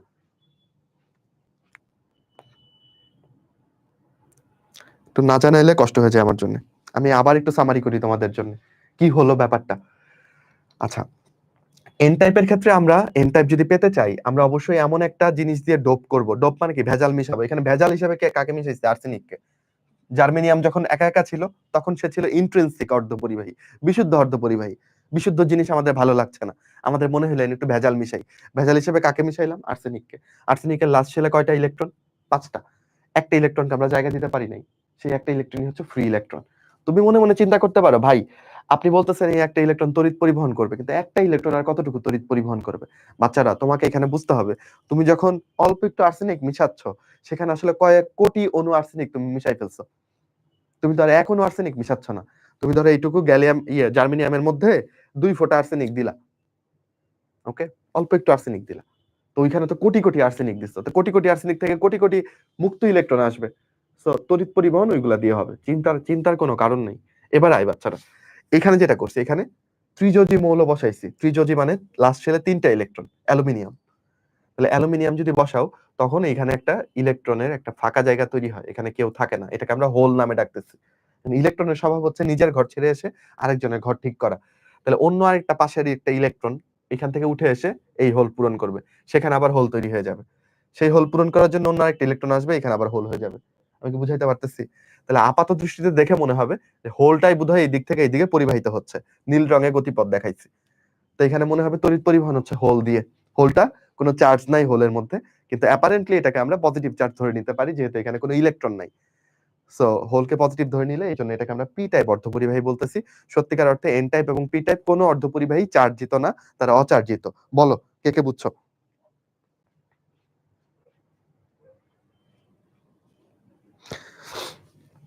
আমার স্যার বলছে এই চ্যাপ্টার জাস্ট এমসিকিউ এর জন্য পড়ো। আচ্ছা, তোমার কি মনে হয় যে এমসিকিউ এর জন্য পড়া মানে হালকা করে পড়া? এমসিকিউ পারার জন্য তোমাকে কি ভালো করে পড়তে হবে না? যে পি টাইপ এন টাইপের কনসেপ্ট না বুঝে তাকে একটা ঘুরে পেঁচা প্রশ্ন দিলে সে পারবে? পারবে না। আচ্ছা ভাইয়া, সিলিকন কি আর্সেনিক মিশিয়েই এন টাইপ বানানো যাবে নাকি শুধু জার্মেনিয়ামে আর্সেনিক ডোপিং করতে হবে? অবশ্যই তুমি সিলিকনে যদি আর্সেনিক মিশাও তাহলে সিলিকনটাই কি হয়ে যাবে? এন টাইপ হয়ে যাবে। এখানে জার্মেনিয়াম আছে না আর্সেনিক আছে, এটা মানে জার্মেনিয়াম আছে না সিলিকন আছে, এটা ম্যাটার করে না। যে কোনো অর্ধপরিবাহীতে আর্সেনিক মিশাইলে সে এন টাইপ হবে। তাহলে শুধু আর্সেনিক মিশাইতে পারবো, আর্সেনিক ছাড়া অন্য কিছু মিশাইতে পারবো না? অবশ্যই পারবা। তোমার দরকার একটা পঞ্চযোজী মৌল, মানে গ্রুপ 15। তাহলে গ্রুপ 15 এর মৌলগুলোকে যদি আমরা মিশাই, গ্রুপ 15 গুলোকে যদি আমরা মিশাই তাহলে আমরা কি পাবো বলো? আমরা পাবো এন টাইপ। এখানে যেহেতু ইলেকট্রন বেশি, 5টা ইলেকট্রন লাস্ট শেলে, তাহলে ইলেকট্রন দিয়ে পরিবহন হবে, তাহলে এখানে এন টাইপ পাবা। ঠিক আছে, বেশি ইলেকট্রন তাই এন টাইপ। আর যদি ত্রিযোজি, এরা কি ত্রিযোজি মানে 3টা ইলেকট্রন থাকে, এদেরকে যদি মিশাও, যেমন অ্যালুমিনিয়াম মিশাইছিল তুমি, তখন কি পাবা বলো? P type. তাহলে পরীক্ষাতে আসতে পারে নিচের কোন ডোপেন্টটা মিশালে, ডোপেন্ট মানে কি, যাকে দিয়ে তুমি ভেজাল করতেছো, এগুলো হচ্ছে ডোপেন্ট। গ্রুপ 13 আর গ্রুপ 15 কে তুমি ডোপেন্ট হিসেবে ইউজ করতেছো, ডোপেন্ট। আর 1 নম্বরের প্রশ্নে আসবে ডোপিং বলতে কি বুঝো? তুমি বলবা একটা বিশুদ্ধ অর্ধপরিবাহীতে ত্রিযোজি বা পঞ্চযোজি মৌল যুক্ত করার প্রক্রিয়াকেই বলা হয় ডোপিং। বা বিশুদ্ধ বা ইনট্রিনসিক অর্ধপরিবাহীতে ত্রিযোজি বা পঞ্চযোজি মৌল যুক্ত করে সেটাকে এক্সট্রিনসিক বা অবিশুদ্ধ বানানোর প্রক্রিয়াকেই বলে ডোপিং। আর ওই ডোপিং করতে যাকে ব্যবহার করবা তাকে কি বলবা? ডোপেন্ট। ডোপেন্ট হতে পারে 2 রকম, গ্রুপ 15 এর অথবা গ্রুপ 13 এর। গ্রুপ 13 মিশাইলে একটা ইলেকট্রনের শর্টেজ থাকবে, তখন তার হোল দিয়ে তড়িৎ পরিবহন হবে, তাই সে পি টাইপ। গ্রুপ 15 দিলে একটা ইলেকট্রন এক্সট্রা থাকবে, আর্সেনিকে যেটা দেখলা, তাই গ্রুপ 15 মিশাইলে কি পাবা? N type. বলো এবার কি অবস্থা?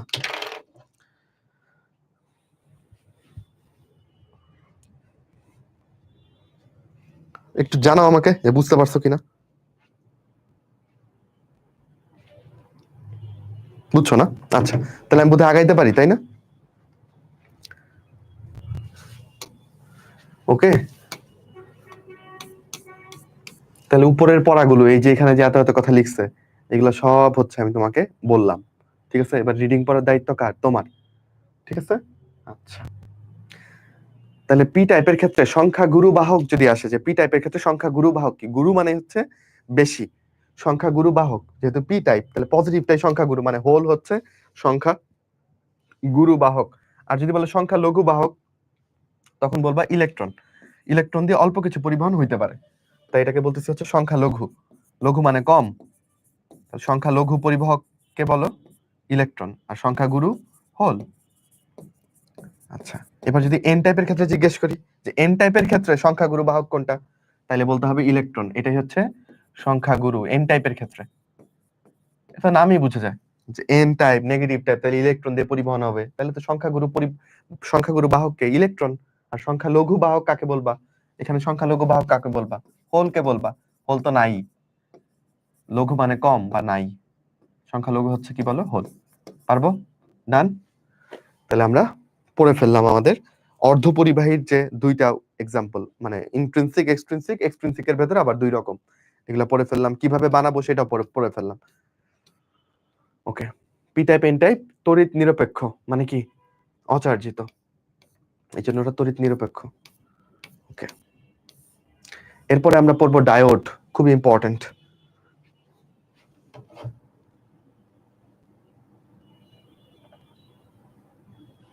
ঠিক আছে, তাহলে আমরা এখন ডায়োড নিয়ে পড়বো। বাচ্চারা, ডায়োড বানাতে গেলে তোমার 2টা অর্ধপরিবাহীকে জোড়া লাগাই দিতে হবে, পি টাইপ আর এন টাইপ। ঠিক আছে, তাহলে পি টাইপ আর এন টাইপ 2টা অর্ধপরিবাহীকে জোড়া লাগাই দিলে এটাকে আমরা বলবো ডায়োড। ঠিক আছে, আর ডায়োডের মাঝখানে এরকম একটা স্তর তৈরি হয়, এটাকে বলি ডিপ্লেশন লেয়ার বা নিঃশেষিত স্তর। ওকে, এখানে কোনো গতিশীল আধান খুঁজে পাওয়া যায় না।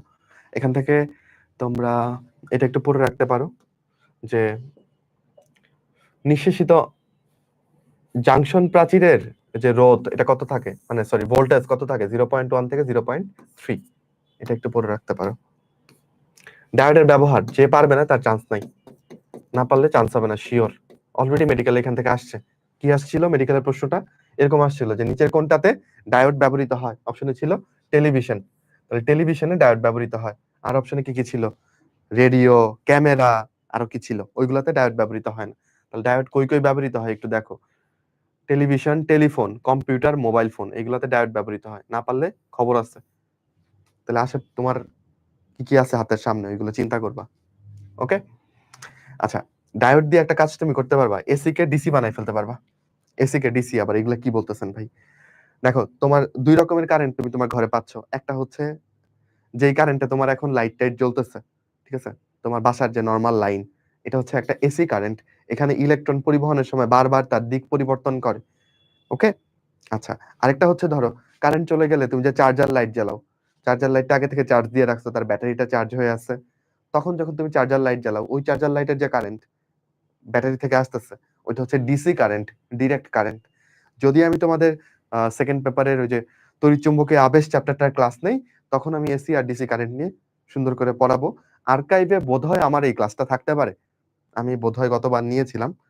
তোমরা সেখানে এসি আর ডিসি কারেন্ট বোঝার জন্য ওই ক্লাসের মানে সেকেন্ড পেপারের পঞ্চম অধ্যায়ের ক্লাসের লাস্ট পার্টটা একটু করে করতে পারো, তাহলে একটু কনসেপ্টটা একটু ক্লিয়ার হবে এসি কারেন্ট আর ডিসি কারেন্টের মধ্যে। ঠিক আছে?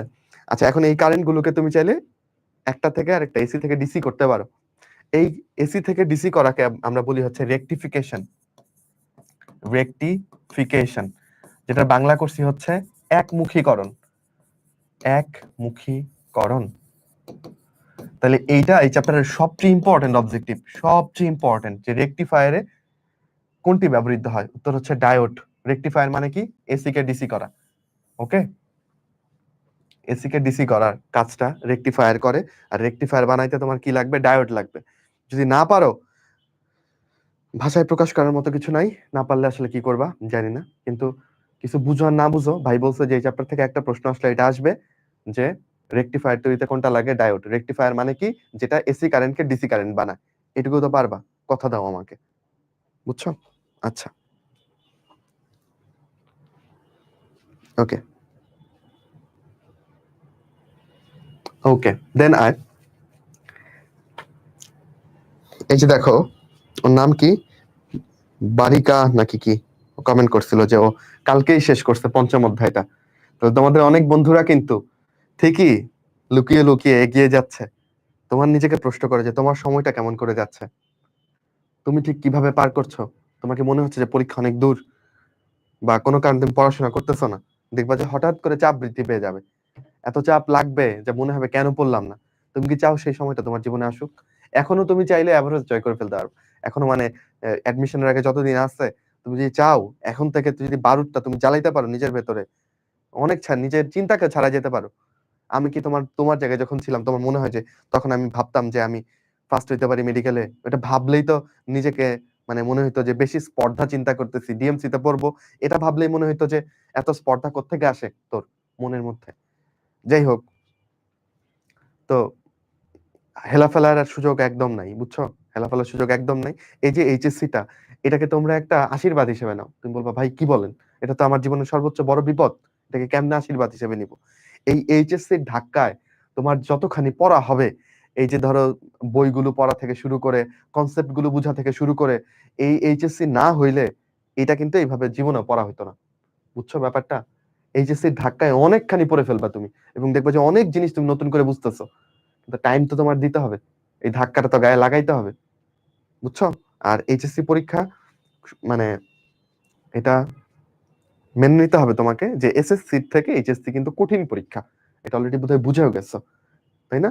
আমাদের এ প্লাস নিশ্চিত করতে হবে, আমাদের কনসেপ্ট ক্লিয়ার রাখতে হবে, কাজে আমরা আর একটা মুহূর্ত অকারণে নষ্ট করব না। আমরা 10 ঘন্টা করে পড়বো। তুমি বললো হাসবা মুচকি, তুমি বোধহয় মনে মনে হাসতেছো। 10 ঘন্টা কি বলে? আর 10 ঘন্টার মধ্যে তো আজকে আপনি সকালে 2.5 ঘন্টা ক্লাস নিলেন, এখন আরো 1.5 ঘন্টা 4 ঘন্টা আপনার ক্লাস করতে হয়। আমার এই 4 ঘন্টা ক্লাস বাদ দিয়ে নিজেকে 10 ঘন্টা পড়তে হবে।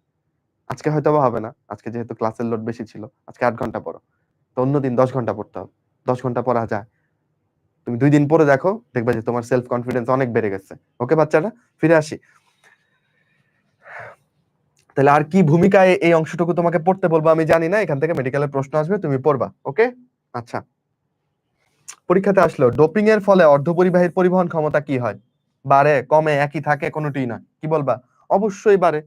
তুমি যদি ওকে এন টাইপ বানাও, তাহলে সে ইলেকট্রন দিয়ে কারেন্ট ফ্লো করবে। তুমি যদি তাকে পি টাইপ বানাও ডোপিং করে, তাহলে সে হোল দিয়ে কারেন্ট ফ্লো করবে। কিন্তু তড়িৎ পরিবহন ক্ষমতা তো অবশ্যই বাড়ছে, এটা তো একদম দিনের আলোর মতো স্পষ্ট, তাই না? আচ্ছা, এবার আসো আরেকটা ইম্পর্টেন্ট পড়া পরে আমরা কিন্তু, দেখো ইম্পর্টেন্ট পড়া বলতে বলতে চ্যাপ্টারই শেষ হয়ে যাবে। তুমি দেখো চোখের পলকে ফুরুত করে চ্যাপ্টার শেষ হয়ে যাবে। কেউ যদি পেজ দেখে যে কতগুলো পেজ বাকি আছে দেখি তো, তাহলে খুব ভুল করবা, কারণ শেষ দিকে পড়া নাই বললেই চলে। যেগুলো বলবো এখান থেকে সব আসবে। তাহলে আমরা এখন এখানে ফরওয়ার্ড বায়াস আর রিভার্স বায়াস, এখানকার এই চারটা, এখানে 5টা, এখানে 4টা, মোট 9টা বৈশিষ্ট্য আছে। এই 9টা বৈশিষ্ট্য আমরা বুঝবো ভালো করে। ওকে, মুখস্থ করবো না, আমরা বুঝবো সুন্দর করে। প্রথমে আসো, তাহলে ভাই আদর্শ ডায়োড কাকে বলে? আদর্শ ডায়োড হচ্ছে এমন একটা ডায়োড, এমন একটা জিনিস যেটাকে তুমি চাইলে বর্তনীতে পরিবাহীর মতো ব্যবহার করতে পারবা, চাইলে তাকে অপরিবাহীর মতো ব্যবহার করতে পারবা। তুমি বললা ভাই এটা কি বললেন, আমার পুরো মাথার উপর দিয়ে গেছে, আমি কিছুই বুঝি নাই। ওয়েট করো, আমি তোমার বুঝাই দিচ্ছি। তোমার যদি মনে হয় যে আমার হাতে একটা ডায়োড আছে, আমি এই যে পি টাইপ আর এন টাইপকে জোড়া লাগাইছি, একটা ডায়োড তৈরি করছি, এটাকে আমি বর্তনীতে পরিবাহীর মতো ব্যবহার করতে চাই, তাহলে তুমি তাকে ফরওয়ার্ড বায়াসে স্থাপন করবা। আর যদি মনে করো যে না আমি এটাকে অপরিবাহীর মতো চাই, তাহলে তাকে রিভার্স বায়াসে স্থাপন করবা। বায়াসের বাংলা করছি হচ্ছে ঝোঁক। তাহলে একটু ভাইয়া বুঝান তো ফরওয়ার্ড বায়াস আর রিভার্স বায়াসটা কি? আসো একটু তোমারে বুঝাই। ওকে বাচ্চারা, এইটা ব্যাটারির দুইটা প্রান্ত থাকে, ধনাত্মক আর ঋণাত্মক প্রান্ত, সবাই জানো। বড় দাগ দেয় যে এটা হচ্ছে ধনাত্মক প্রান্ত, ছোট দাগটা হচ্ছে ঋণাত্মক প্রান্ত। ওকে ঠিক আছে, এবার আসো। এই যে ধনাত্মক প্রান্তটা, এটাকে তুমি কার সাথে সংযুক্ত করছো বলো? পি টাইপের সাথে সংযুক্ত করছো। ঋণাত্মক প্রান্তটাকে কার সাথে সংযুক্ত করছো বলো? এন টাইপের সাথে। এবার বলো পি টাইপের মধ্যে কি বেশি আছে? হোল। এই হোলগুলো এই ধনাত্মক প্রান্ত দিয়ে কি হবে? বিকর্ষিত হবে। বুঝতেছো? একবারে বুঝবো কিন্তু আমরা। ঋণাত্মক প্রান্ত, ছোট ডাক্তার ঋণাত্মক প্রান্ত, এটা ব্যাটারির একটা প্রান্ত। এই ব্যাটারির ঋণাত্মক প্রান্ত এন টাইপের মধ্যে কোনটা সংখ্যাগুরু বাহক? ইলেকট্রন। সেই ইলেকট্রন গুলাকে আকর্ষণ করবে না বিকর্ষণ? যেহেতু ঋণাত্মক, তাহলে ইলেকট্রন গুলাকে সে বিকর্ষণ করবে। তাহলে দেখো তো ডায়োডের মধ্যে দিয়ে যে তুমি কারেন্ট ফ্লোটা পাবা, হোল গুলো যাচ্ছে এইদিকে, ইলেকট্রন গুলো যাচ্ছে এইদিকে। দেখছো? তাহলে কারেন্ট ফ্লোটা ভেতর দিয়ে যখন হচ্ছে, মাঝখানে যে ডিপ্লেশন লেয়ার ছিল, এই ডিপ্লেশন লেয়ারটা কেমন হয়ে যাচ্ছে? সরু। এই ডিপ্লেশন লেয়ারটা কি হয়ে যাচ্ছে? সরু হয়ে যাচ্ছে, চার্জ গুলো এইভাবে আগানোর জন্য। তো এই রকম করে তুমি যদি বর্তনীতে একটা ডায়োডকে স্থাপন করো, এটার মধ্য দিয়ে মিলি অ্যাম্পিয়ার কারেন্ট ফ্লো পাবা। মিলি অ্যাম্পিয়ার। ওকে, এবার আসো আরেকটা ছবি দেখাই। এইখানে দেখো, এখানে কি ঘটনা ঘটলো ভাই একটু বলেন তো। দেখো এটা ব্যাটারির কি প্রান্ত? ছোট দাগটা হচ্ছে ঋণাত্মক প্রান্ত, বড় দাগটা ধনাত্মক প্রান্ত। খেয়াল করো, আমি এবার ঋণাত্মক প্রান্তকে পি টাইপের সাথে সংযুক্ত করছি। তাহলে এই ঋণাত্মক প্রান্ত পি টাইপের হোলগুলোকে কি করবে? আকর্ষণ করবে না তার দিকে, যে এই তোমরা আমার দিকে আসো। তাহলে হোলগুলো এবার কোন দিকে পরিবহন হবে? এই দিকে। ব্যাটারির ধনাত্মক প্রান্ত এন টাইপের ইলেকট্রন গুলাকে তার নিজের দিকে আকর্ষণ করবে না, যে এই তুমি আমার দিকে আসো। তাহলে দেখো তো এখন তড়িৎ পরিবহন গুলো পি টাইপ এন টাইপের মধ্যে কিভাবে হচ্ছে? এইভাবে হচ্ছে। হওয়ার ফলে মাঝখানের এখানে প্রবাহ থাকবে না, এটাকে আমরা বলতেছি। তাহলে এখানে আমার ডিপ্লেশন লেয়ারটা কেমন হয়ে যাচ্ছে? অনেক প্রশস্ত হয়ে যাচ্ছে, তাই না? অনেক প্রশস্ত ডিপ্লেশন লেয়ার পাচ্ছি। তাহলে এই রকম করে যদি স্থাপন করো, তাহলে এই ডায়োডের মধ্য দিয়ে কারেন্ট যাবে না বললেই চলে। যেটুকু কারেন্ট যাবে ওইটাও ইগনোরেবল, মাইক্রো অ্যাম্পিয়ার। মাইক্রো অ্যাম্পিয়ার মিলি অ্যাম্পিয়ারের থেকে অনেক কম, 1000 গুণ কম। এটাকে ইগনোর করা যায়, এত অল্প কারেন্ট। তাহলে এইটাকে আমি বলতেছি রিভার্স বায়াস। রিভার্স বায়াসে রাখলে এই ডায়োডের মধ্যে দিয়ে কারেন্ট যায় না বললেই চলে। তাহলে ও এখন কিসের মতো আচরণ করতেছে? অপরিবাহী। আর যদি তুমি তাকে ফরওয়ার্ড বায়াসে রাখো, তখন তার মধ্যে দিয়ে মিলি অ্যাম্পিয়ারে কারেন্ট যাবে। সেটাকে কি বলতেছি আমরা? মানে তখন সে পরিবাহীর মতো আচরণ করতেছে, এটাকে আমরা ফরওয়ার্ড বায়াস বলতেছি। তাহলে ফরওয়ার্ড বায়াসে রাখছি নাকি রিভার্স বায়াসে রাখছি, এটা আমার কি দেখে ঠিক করতে হবে? ব্যাটারির প্রান্তগুলো দেখে ঠিক করতে হবে। বুঝছো? ধনাত্মক প্রান্তের সাথে ধনাত্মক প্রান্তকে জোড়া লাগাই দিলে ফরওয়ার্ড বায়াস পাওয়া যাবো। ঋণাত্মক প্রান্তের সাথে ঋণাত্মক প্রান্ত, এই যে এন টাইপ, তাহলে তুমি ফরওয়ার্ড বায়াস পাবা। উল্টা করে দিলে রিভার্স বায়াস পাবা। বলো আমি তোমার বুঝাইতে পারছি কি পারি নাই? একটু কমেন্ট করো।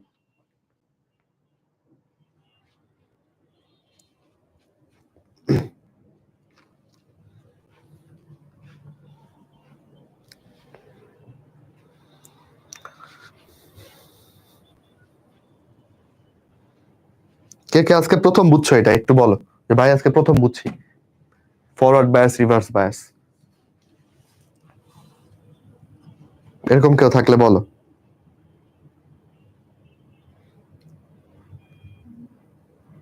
আচ্ছা, তাহলে অনেকেই বুঝছো, আর মাঝখানে যারা জয়েন করছো তারা একবার বলতে বলছো, অবশ্যই আমি রিক্যাপ করবো। বাচ্চারা, এটা একটা ডায়োড।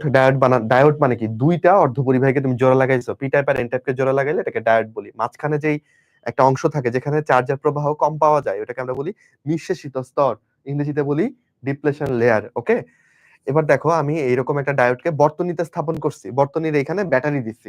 ব্যাটারির ধনাত্মক প্রান্তের সাথে ডায়োডের ধনাত্মক প্রান্ত বা এই যে পি টাইপ, যে এই পি টাইপকে তুমি যদি জোড়া লাগাও, তাহলে এই ধনাত্মক প্রান্ত দিয়ে পি টাইপের হোলগুলো, পি টাইপে কি থাকবে? হোল থাকবে। এই হোলগুলো কি হবে?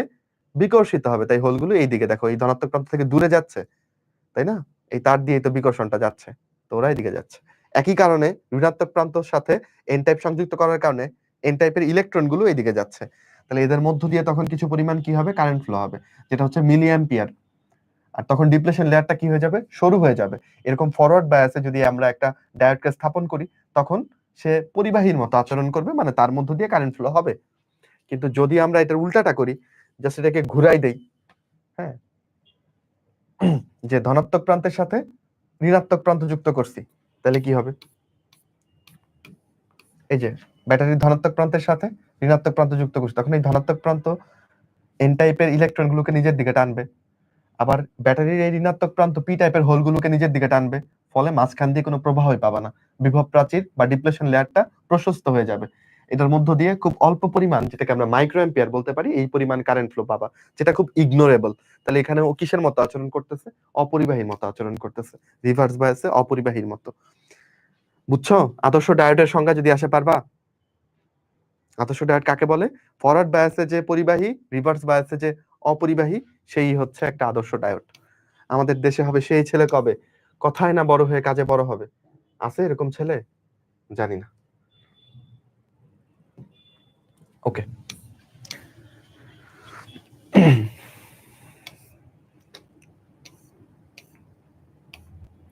তাহলে এইগুলো পড়বা, এগুলো বলছি দেখো, একটু পড়বা। আচ্ছা আমরা বৈশিষ্ট্যগুলো পড়ি, চলো। ফরওয়ার্ড বায়াসের ক্ষেত্রে কি বলছে? দুইটার ক্ষেত্রেই প্রথম বৈশিষ্ট্যটা সেম, ঠিক আছে? ফরওয়ার্ড হোক আর রিভার্স হোক, দুইটার ক্ষেত্রেই বৈশিষ্ট্যটা সেম। দেখো, সংখ্যাগুরু বাহক দিয়ে তড়িৎ প্রবাহ তৈরি হবে, মানে কি, পি টাইপের ক্ষেত্রে হোল দিয়ে, এন টাইপের ক্ষেত্রে ইলেকট্রন দিয়ে। এটা ফরওয়ার্ড বায়াস হোক আর রিভার্স বায়াস হোক, ডায়োডের মধ্যে তুমি কি পাবা বলো? ডায়োডের মধ্যে পি টাইপ হইলে এখানে হোল দিয়ে পরিবহন হবে, এন টাইপ হইলে এখানে ইলেকট্রন দিয়ে তড়িৎ পরিবহন হবে। একটু আমাকে বলো, এই যে বহি বর্তনীটা আঁকতেছি, এই বহি বর্তনীতে কি কখনো হোল বেরোতে পারবে? বর্তনী দিয়ে হোল পরিবাহিত হচ্ছে, এরকম জীবনে শুনছো? চলতরিতে শুনছো? হোল শুধুমাত্র কোনটার ক্ষেত্রে কার্যকরী বলো? এই অর্ধপরিবাহীর ভেতরে এই কনসেপ্টটা কার্যকরী। তাহলে বহি বর্তনীতে যে প্রবাহ তুমি পাবা, এটা অলওয়েজ কি দিয়ে বলো? ইলেকট্রন দিয়ে। বহি বর্তনীতে প্রবাহ হচ্ছে ইলেকট্রন দিয়ে, কিন্তু ডায়োডের ভেতরে হোল দিয়েও পাবা, ইলেকট্রন দিয়েও পাবা, দুইটা দিয়ে পাবা। বুঝাইতে পারছি তোমাদের? এই প্রথম বৈশিষ্ট্যটা রিভার্স বায়াসে যে কথা, ফরওয়ার্ড বায়াসে একই কথা। ডান? আচ্ছা, ফরওয়ার্ড বায়াসে দেখো মিলি অ্যাম্পিয়ারে কারেন্ট পাচ্ছ, রিভার্সে কি, মাইক্রো অ্যাম্পিয়ার। আচ্ছা, যদি তুমি এখানে একটু ভোল্টেজ বাড়াও, তাহলে এখানে কি হয়, প্রবাহ মাত্রা বাড়ে। ফরওয়ার্ড বায়াসের ক্ষেত্রে যেহেতু পরিবাহীর মতো, ভোল্টেজ বাড়াইলে পরিবাহী বাড়ে। আচ্ছা, আমরা এই গ্রাফটা তোমাকে দেখাবো, গ্রাফটাকে দেখাই নিয়ে এসে তারপর পড়াই বৈশিষ্ট্যগুলো। আচ্ছা, এটার 1 নাম্বার পয়েন্ট পারবা, ওইটার এক আর এটার এক সেম পয়েন্ট। 2 নাম্বার পয়েন্টটা পারবা, মাইক্রো অ্যাম্পিয়ার কারেন্ট ফ্লো। ওকে, 3 নাম্বার 4 নাম্বার বোঝানোর জন্য আমরা চলো একটা গ্রাফ দেখাই তোমাকে, ভয় পায় না, ঠিক আছে? কষ্ট পায় না, ভয় পায় না। খেয়াল করো, আমরা দুইটা কোয়াড্রেন্ট বিবেচনা করতেছি, এটা একটা কোয়াড্রেন্ট, মানে এই অংশটা হচ্ছে আমাদের ফরওয়ার্ড বায়াসের জন্য, ঠিক আছে? ফরওয়ার্ড বায়াস, যেটাকে আমরা সম্মুখবর্তী ঝোঁক বলতেছি। আর এই কোয়াড্রেন্টটা হচ্ছে ধরো আমাদের রিভার্স বায়াসের জন্য, বা কি বলো, বিপরীতমুখী ঝোঁক, রিভার্স বায়াস। ওকে, খেয়াল করো, আমি দুইটা গ্রাফে যেটা করছি, আমি একটু একটু করে ভোল্টেজ বাড়াইছি, এবং ভোল্টেজ বাড়াইতে বাড়াইতে আমি দেখছি যে ওর কারেন্ট ফ্লোর কি ধরনের চেঞ্জ হয়। অলরেডি তুমি জানো যে ফরওয়ার্ড বায়াসে ও পরিবাহীর মতো আচরণ করবে, এবং ভোল্টেজ বাড়াইতে থাকলে তার কি হবে রে, তার হচ্ছে তড়িৎ পরিবহন বাড়বে। খেয়াল করো, আমি ভোল্টেজ 0.2 করছি, তখন কোনো তড়িৎ পরিবহন নাই। 0.4 করছি, তখন প্রথম কারেন্ট ফ্লো শুরু হয়েছে কিসে, মিলি অ্যাম্পিয়ারে, ফরওয়ার্ড বায়াসে। ওকে, তাহলে যেই ভোল্টেজে গিয়ে এই তড়িৎ পরিবহনটা শুরু হলো, এটাকে আমরা বলি অপারেটিং ভোল্টেজ। কি বলি বলো? Operating voltage. বুঝছো কিন্তু?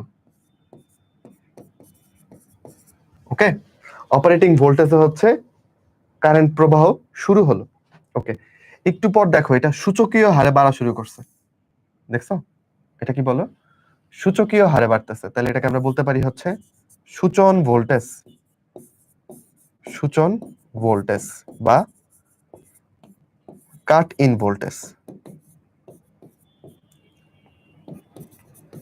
ওকে, তারপরে দেখো সূচন ভোল্টেজে তো সূচকীয় হারে বাড়তেছে, একটু পর গিয়ে খাড়া বাড়তেছে।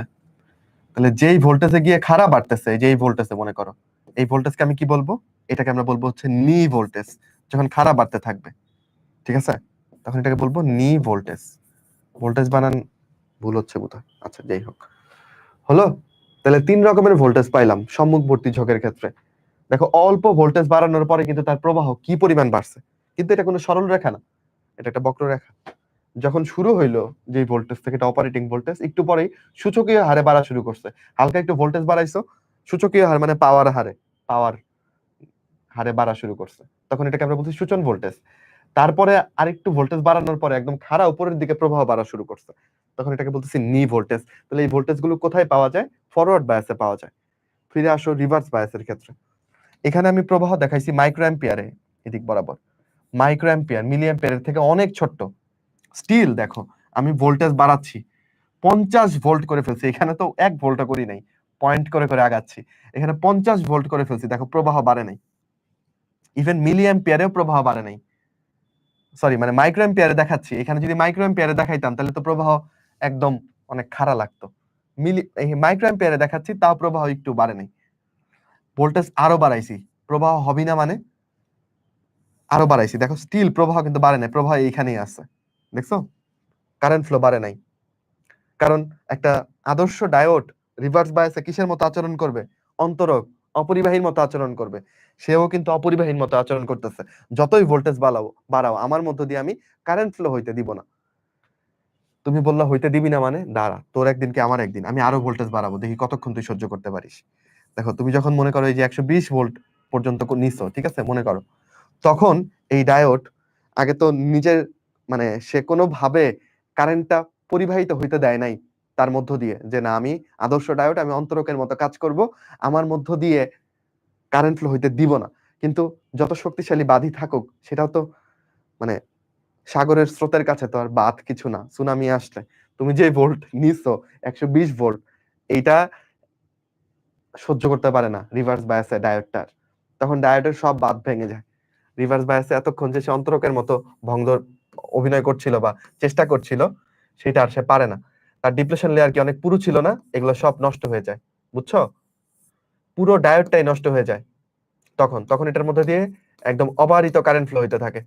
এই জন্যই দেখো এখানে এসে ধূপ করে কারেন্ট ফ্লো বেড়ে গেছে, কারণ এখানে এসে ডায়োডটাই নষ্ট হয়ে গেছে, ডায়োডটাই ভেঙে গেছে। সে আর আদর্শ থাকতে পারে নাই, সে আর কারেন্ট আটকে রাখতে পারে নাই। এই ভোল্টেজকে আমি বলতেছি ব্রেকডাউন ভোল্টেজ, কারণ এখানে ডায়োড ব্রেকডাউন হয়ে যায়। এই ডায়োডটা ডায়োড নাই, এটা এখন একটা পরিবাহী পদার্থ হয়ে গেছে যার মধ্যে দিয়ে কারেন্ট যাচ্ছে, বুঝছো? এত পরিমাণ ভোল্ট তুমি দিচ্ছ। বিজ্ঞানী জেনার এটা আবিষ্কার করছিল, যেটাকে জেনার ভোল্টেজও বলে। এই কনসেপ্টটাও খুবই ইম্পর্টেন্ট, পরীক্ষাতে অনেক আসে। ব্রেকডাউন ভোল্টেজ বা জেনার ভোল্টেজ, বুঝছো? অনুধাবন জ্ঞানমূলক এগুলোর মধ্যেও আসে। তাহলে ব্রেকডাউন ভোল্টেজ বা জেনার ভোল্টেজ বলতে আমরা কার ক্ষেত্রে এই ধরনের ভোল্টেজ পাবা? রিভার্স বায়াসে। ফরওয়ার্ড বায়াসে কিন্তু হবে না। রিভার্স বায়াসে সে অন্তরকের মতো আচরণ করছিল, তুমি ভোল্টেজ বাড়াচ্ছিলা, সে তাও কারেন্ট ফ্লো বাড়াচ্ছিল না। কিন্তু একটা পয়েন্টে গিয়ে তার সমস্ত বাধা উপেক্ষা করে ডায়োডের মধ্য দিয়ে ডিপ্লেশন লেয়ার টেয়ার ভেঙে দিয়ে কারেন্ট ফ্লো হয়ে যাবে। ওই ভোল্টেজটাকে তুমি বলবা জেনার ভোল্টেজ, যে ভোল্টেজে গিয়ে তোমার ডায়োডটা ব্রেক হয়ে যাবে, নষ্ট হয়ে যাবে। ঠিক আছে? বুঝাইতে পারছি কিনা বল? এই গ্রাফটাকে কে বুঝছো বলো?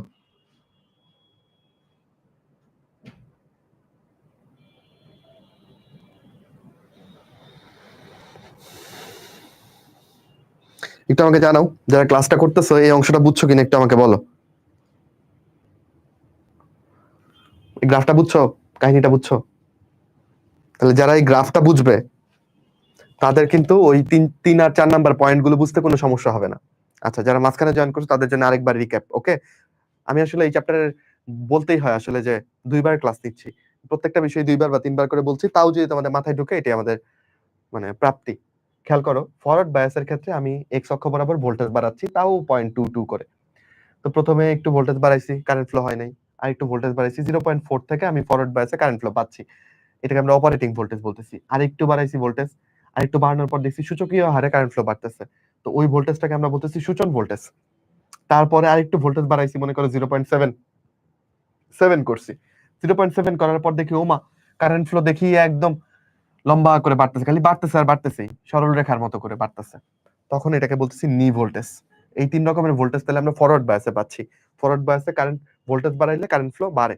রিভার্স বায়াসে ভোল্টেজ বাড়াচ্ছি একদম পাইকারি দরে, পয়েন্ট পয়েন্ট করে না, একবারে 50 ভোল্ট করছি, লাভ নাই, প্রবাহ বাড়ে নাই। মাইক্রো অ্যাম্পিয়ারেও প্রবাহ বাড়ে নাই।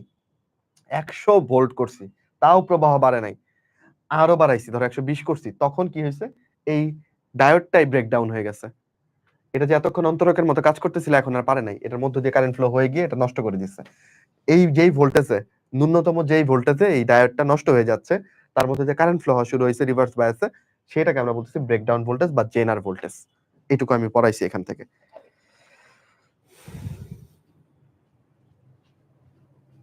ওকে, এন্ড দেন আমরা একটু পয়েন্টগুলো পড়ি।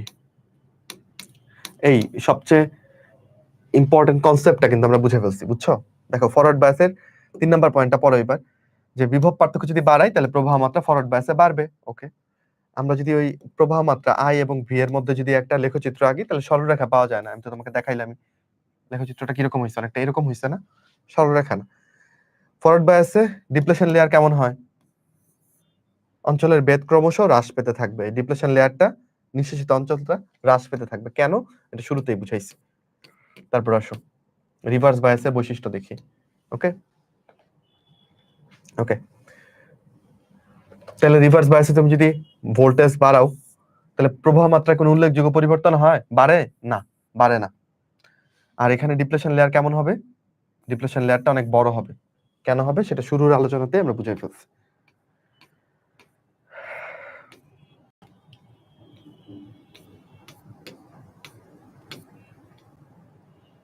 এগুলোই তোমার পড়াইছি, এগুলা আমি তোমাকে মুখে বলছি, সেগুলো এখানে লিখা। এখানে একটা লাইন আছে, একটা ব্যাপার খেয়াল করো। ধরো একটা জার্মেনিয়াম দিয়ে তুমি একটা ডায়োড বানাইছো। ওকে, পি টাইপ আর এন, জার্মেনিয়াম দিয়ে বানাইছো। এটাকে তুমি একবার রিভার্স বায়াসে রাখছো, একবার ফরওয়ার্ড বায়াসে রাখছো। বুঝবা কিন্তু বাচ্চারা, কখন রোধ বেশি হবে বলো? অবশ্যই রিভার্স বায়াসে রোধ বেশি হবে, কারণ রিভার্স বায়াসে সে অন্তরকের মতো কাজ করবে। দেখো একটা ব্যাপার, যদি ফরওয়ার্ড বায়াসে তার রোধ হয় 1, তাহলে রিভার্স বায়াসে তার রোধ হবে কত? 40,000। বুঝতেছো? মানে ফরওয়ার্ড বায়াসে তুমি এই ডায়োডটাকে রেখে যদি ধরো 1 ওহম রোধ পাও তার মধ্যে, তাহলে রিভার্স বায়াসে রাখলে তার মধ্যে রোধ কত ফিল হবে? 40,000 ওহম। অদ্ভুত না? সিলিকন দিয়ে তুমি যদি এটা বানাও, এরকম একটা ডায়োড সিলিকন দিয়ে বানাইছো, ফরওয়ার্ড বায়াসে রাখছো, ধরো 1 ওহম রোধ পাইছে এটার মধ্যে। রিভার্স বায়াসে রাখলে দেখো একক, দশক, শতক, হাজার, অযুত, লক্ষ, 10 লক্ষ ওহম রোধ পাবা সিলিকনের ভেতর দিয়ে যদি রিভার্স বায়াসে রাখো।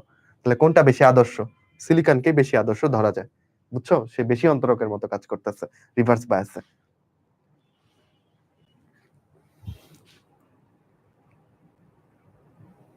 ভাইয়া রিভার্স বায়াসে ভোল্টেজ নেগেটিভ কেন? আরে এটা ওই এক্স অক্ষের এই পাশটা দেখাইছে যে এইজন্য নেগেটিভ ধরছে। আসলে তো তুমি ভোল্টেজই বাড়াচ্ছ, জাস্ট নেগেটিভ দিয়ে বুঝাইছে যে এটা বাম পাশে দেখাইছে। ওই গ্রাফের কথাও জিজ্ঞেস করছো তাই না? এটা প্যারা নেই।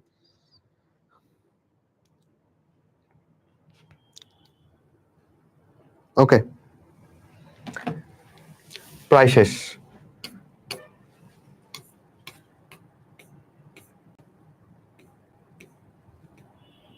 তাহলে কার শক্তি বেশি বলো? হোলের শক্তি বেশি নাকি ইলেকট্রনের শক্তি বেশি? ইলেকট্রনের শক্তি বেশি, বুঝছো? আচ্ছা, ইলেকট্রন যখন তড়িৎ পরিবহন করে তখন আঁকাবাঁকা পথে চলার সুযোগ পায়। এই গতিপথ সীমাবদ্ধ না, এই জন্য ইলেকট্রনের শক্তি বেশি, বাট হোলের গতিপথটা সীমাবদ্ধ। ডিপ্লেশন লেয়ারে চার্জ নিরপেক্ষ। আচ্ছা, জানলাম। এটা কি একমুখীকরণ বা রেকটিফিকেশন কি ব্যবহার হবে? ডায়োড ব্যবহার হবে, এটা জানলেই হবে। দুই ভাবে তুমি রেকটিফিকেশন করতে পারবা। দেখো রেকটিফিকেশন কিভাবে করা যায়, দুই ভাবে। একটা ট্রান্সফরমার মাস্ট, একটা ট্রান্সফরমারের সাথে দুইটা ডায়োড নিতে পারো, অথবা একটা ট্রান্সফরমারের সাথে চারটা ডায়োড নিতে পারো, তোমার ইচ্ছা। দুইটা ডায়োড নিয়েও করা যায়, চারটা ডায়োড নিয়েও করা যায়। খেয়াল করো এখানে, এই যে এটা হচ্ছে একটা এসি কারেন্ট, যেখানে কারেন্ট ফ্লো বা ভোল্টেজ চেঞ্জ হচ্ছে। বুঝছো? তো ডায়োড, চারটা ডায়োড নিয়ে ধরো, এই যে তোমার D1, D2, D3, D4 এগুলো হচ্ছে ডায়োড। ওকে, আর এটা হচ্ছে তোমার ট্রান্সফরমার। তো D1, D2 হচ্ছে, দেখো যে এইগুলাকে পিক করে দিছে তোমাকে। ওকে, আর D2 আর D4 হচ্ছে এইগুলাকে সোজা করে দিছে, D2, D4। পরে সবগুলো মিলিয়ে তুমি সব প্রবাহকে একদিকে পাইছো। এক্স অক্ষকে কেউ ছেদ করছে? করে নাই। তাহলে এটা কি প্রবাহ হয়ে গেছে বলো? ডিসি। এটা কি প্রবাহ ছিল? এসি। আচ্ছা, এটা কেমনে এসি, এটা কেমনে ডিসি হইলো, এটা আসলে আলোচনা করতে গেলে অনেক বড় হয়ে যাবে। ওই যে বললাম, তোমরা 5 নাম্বার চ্যাপ্টারটা করলে একটু আইডিয়া পাবে। ওকে, চুম্বকের।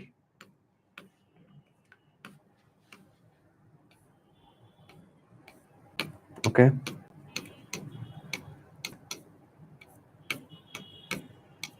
সবসময় ব্যবহারিকের হেডিং গুলা পড়বা, ঠিক আছে?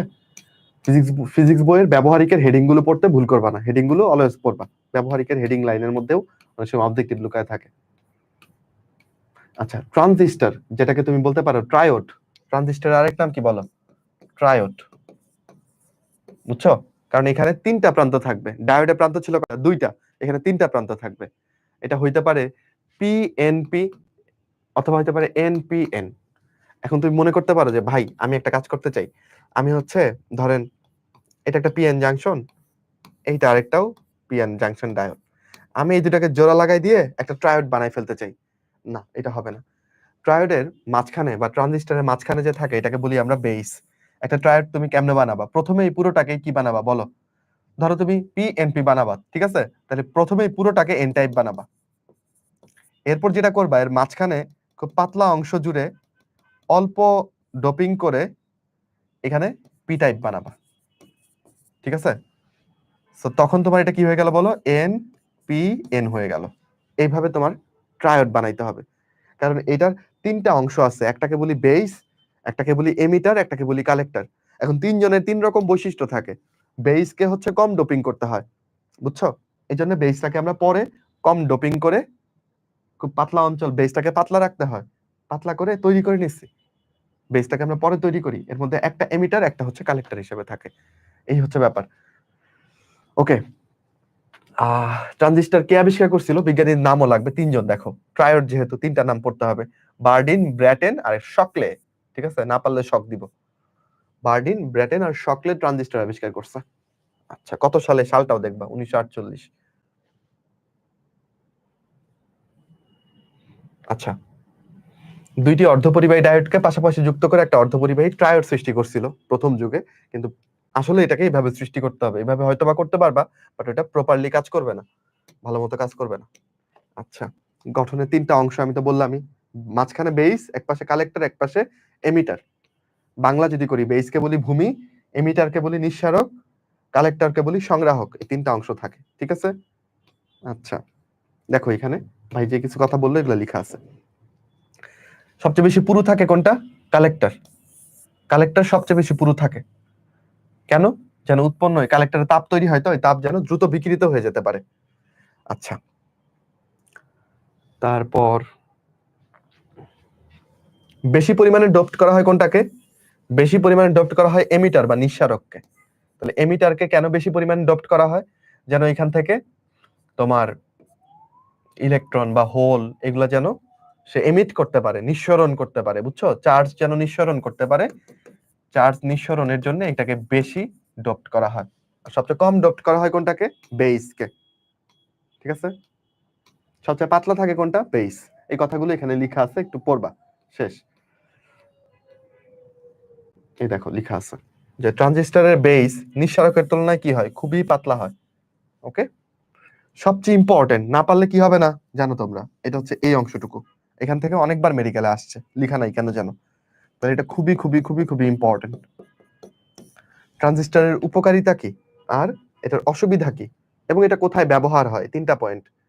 উপযোগিতা দেখো, আকারে ছোট, এটা একটা সুবিধা, অল্প বিভবে কাজ করে, সুবিধা। এর ক্রিয়া তাৎক্ষণিক কিন্তু দীর্ঘস্থায়ী, কম্পনও সহ্য করতে পারে এবং দামে খুব সস্তা। এগুলো উপকারিতা।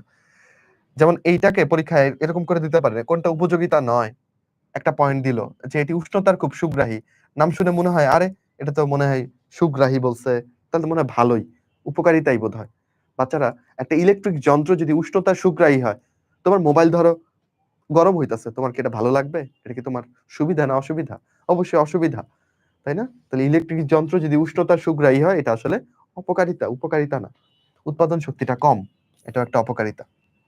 তাহলে খুবই ইম্পর্টেন্ট। আরো স্টার দিই, কলমে যত কালি আছে সবটুক দিয়ে স্টার দিয়ে রাখো, ঠিক আছে? কারণ এখান থেকে প্রশ্ন আসবে, খুবই খুবই ইম্পর্টেন্ট। ব্যবহার না পারলে চান্স হবে না। তড়িৎ সংকেত বিবর্ধন করতে, ভাই তড়িৎ সংকেত বিবর্ধন কেমনে করে? এই ধরো আমি যদি মাইকে কথা বলি, আমি কথা বলতেছি আস্তে আস্তে, কিন্তু তোমরা শুনতেছো ধরো অনেক জোরে জোরে মাইকের সামনে যারা দাঁড়ায় আছে, তাহলে এটা কি অ্যাম্প্লিফাই করতেছে না আমার কথাটাকে? আমার কথাটাকে বড় করছে না? বুঝছো? এরকম তড়িৎ সংকেতকে বিবর্ধন করতে তাহলে মাইকে কি ব্যবহার করতে হবে? ট্রানজিস্টর ব্যবহার করতে হবে। তড়িৎ সংকেত বিবর্ধন করাকে তাহলে কি বলে বলো? অ্যাম্প্লিফিকেশন। অ্যাম্প্লিফিকেশন, যেমন আমরা কোনো ভুল করলে বলি যে I will try to amplify myself, আমি আমার নিজেকে একটু এমপ্লিফাই করতে, নিজেকে একটু বিবর্ধন করতে হেল্প মানে চেষ্টা করব। মানে নিজেকে এমপ্লিফাই করা মানে কি, আমি একটু একটু ভালো হয় একটু বিবর্ধন করার চেষ্টা। এমপ্লিফাই মানে ছোট জিনিসকে, কোনো জিনিসকে একটু বড় করা। ওকে। আর কি, উচ্চ গতির সুইচ হিসেবে ট্রানজিস্টর, এই দুইটা ব্যবহার এমপ্লিফিকেশনে আর উচ্চ গতির সুইচ হিসেবে।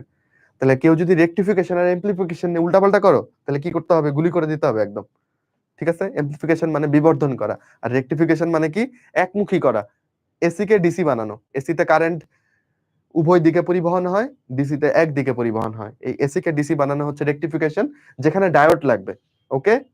আর ট্রায়োড লাগবে বা ট্রানজিস্টর লাগবে হচ্ছে এমপ্লিফিকেশন। এমপ্লিফিকেশন কোথায়, মাইকের ক্ষেত্রে করা হয়, আরো কিছু জায়গায় করা হয়, আমি সামনে দেখাচ্ছি।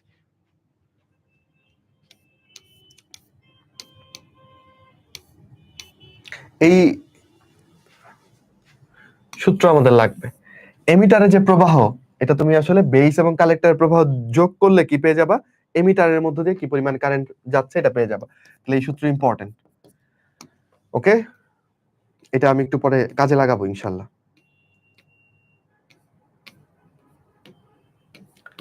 আচ্ছা, ট্রানজিস্টরের মৌলিক বর্তনীর বিন্যাস হইতে পারে 3 রকমের। তাহলে 3 রকম বর্তনী বিন্যাস করতে পারো, কি বলো, একটা হচ্ছে কমন বেস, একটা হচ্ছে কমন কালেক্টর, একটা হচ্ছে কমন এমিটার। ওকে। তাহলে ট্রানজিস্টরের অংশও 3টা, বর্তনীর বিন্যাসও হইতে পারে কয় রকম, 3 রকম। আচ্ছা,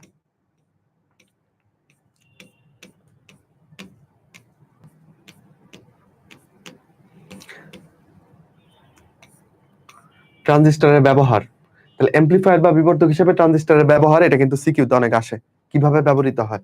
ঠিক আছে। আচ্ছা,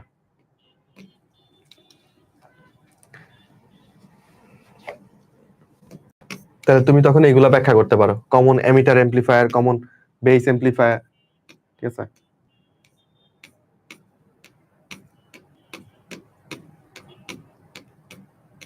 পড়া শেষ, আমাদের মেডিকেলের জন্য এগুলো লাগে না। 2টা সূত্র লাগবে, বুঝছো, একটা হচ্ছে প্রবাহ লাভ, আর এটা হচ্ছে প্রবাহ, একটা প্রবাহ লাভ আর এটা হচ্ছে বিবর্ধন গুণক। ওকে। তাহলে আমি এখান থেকে না লিখে আমি নোটে লিখি। তাহলে বাচ্চারা, প্রবাহ ধুরু,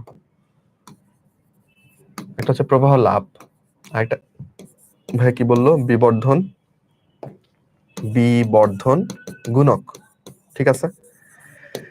লাভ, দেখো এখানে একটা শেষে ভ আছে না, এই ভ দিয়ে তুমি একটু বিটা মনে করে ফেলো, আর বিবর্ধন গুণককে প্রকাশ করি আলফা দিয়ে। ঠিক আছে। তাহলে কোনটাকে বিটা দিয়ে প্রকাশ করি, লাভ শেষে ভ দিয়ে বিটা। ওকে। আর বিবর্ধন গুণককে আলফা দিয়ে প্রকাশ করি। আচ্ছা, এখানে আসলে 2টা প্রবাহের অনুপাত, তো কিরকম অনুপাত, আচ্ছা বলো, বরফ কি পানিতে ভাসে না, বরফ তো পানিতে ভাসে, রাইট। তাহলে কালেক্টরের যে প্রবাহ আইসি, এটাকে যদি লিখি তাহলে একটা আইস আইস মনে হয় না, তো দুইজনের ক্ষেত্রে আসলে বরফ পানিতে ভাসবে, মানে আইসি উপরে থাকবে, আইস হচ্ছে উপরে থাকবে। ওকে। এবার নিচে কি থাকবে, আচ্ছা এখানে যেহেতু বিটা আছে তাহলে নিচে দাও হচ্ছে আইবি, তাহলে এখানে কি দিবা, আলফা আছে, একটা ভাওয়েল, এটা আলফা মানে এ মনে করো, এটা ভাওয়েল, তাহলে এখানেও ভাওয়েল দাও, আইই। অনুপাতটা কি মনে থাকবে, দুইটার ক্ষেত্রেই বরফ উপরে মানে আইসি উপরে, আর বিটার ক্ষেত্রে নিচে আইবি দিবা, আলফার ক্ষেত্রে নিচে আইই দিবা। তাহলে এদের কি কোনো আলাদা একক আছে, না, যেহেতু একই জাতীয় রাশি, অনুপাত, কোনো একক নাই, প্রবাহ লাভ বিটা, বিবর্ধন গুণক আলফা। হলো। তাহলে যদি তোমাকে একটা অঙ্ক দেই যে একটা ট্রানজিস্টরের এমিটারের প্রবাহ হচ্ছে 5 একক, ধরো 5 অ্যাম্পিয়ার, 5 মিলি অ্যাম্পিয়ার। ঠিক আছে। আচ্ছা, আর হচ্ছে কালেক্টরের প্রবাহ হচ্ছে গিয়ে 3 মিলি অ্যাম্পিয়ার, তোমার বলতে হবে যে তার প্রবাহ লাভ কত। দেখি সবার আগে কে বলে ফেলে, সূত্র তো লিখাই আছে, সবার আগে কে বলে, ভাই রিভার্স থেকে সবসময় রোধ বেশি হয়, ডেফিনেটলি রিভার্স বায়াস তো তুমি রাখছোই, এটাকে অন্তরক বানানোর জন্য, অপরিবাহী বানানোর জন্য ডায়োডকে, রোধটাই বেশি হবে। ভাইয়া ম্যাথ করাবেন না, আচ্ছা এই যে ম্যাথ, দ্য সিম্পলেস্ট ম্যাথ, এই চ্যাপ্টার থেকে কখনোই কোনো ম্যাথ আসে নাই, বুঝছো।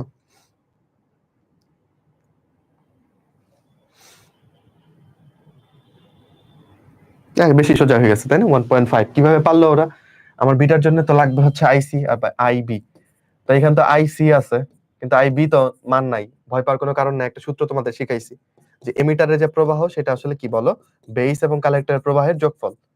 তো এমিটারের প্রবাহ যদি হয় 5, কালেক্টরে যদি হয় 3 তাহলে বেসে কত 2, রাইট? তাহলে এটা কত হচ্ছে বলো?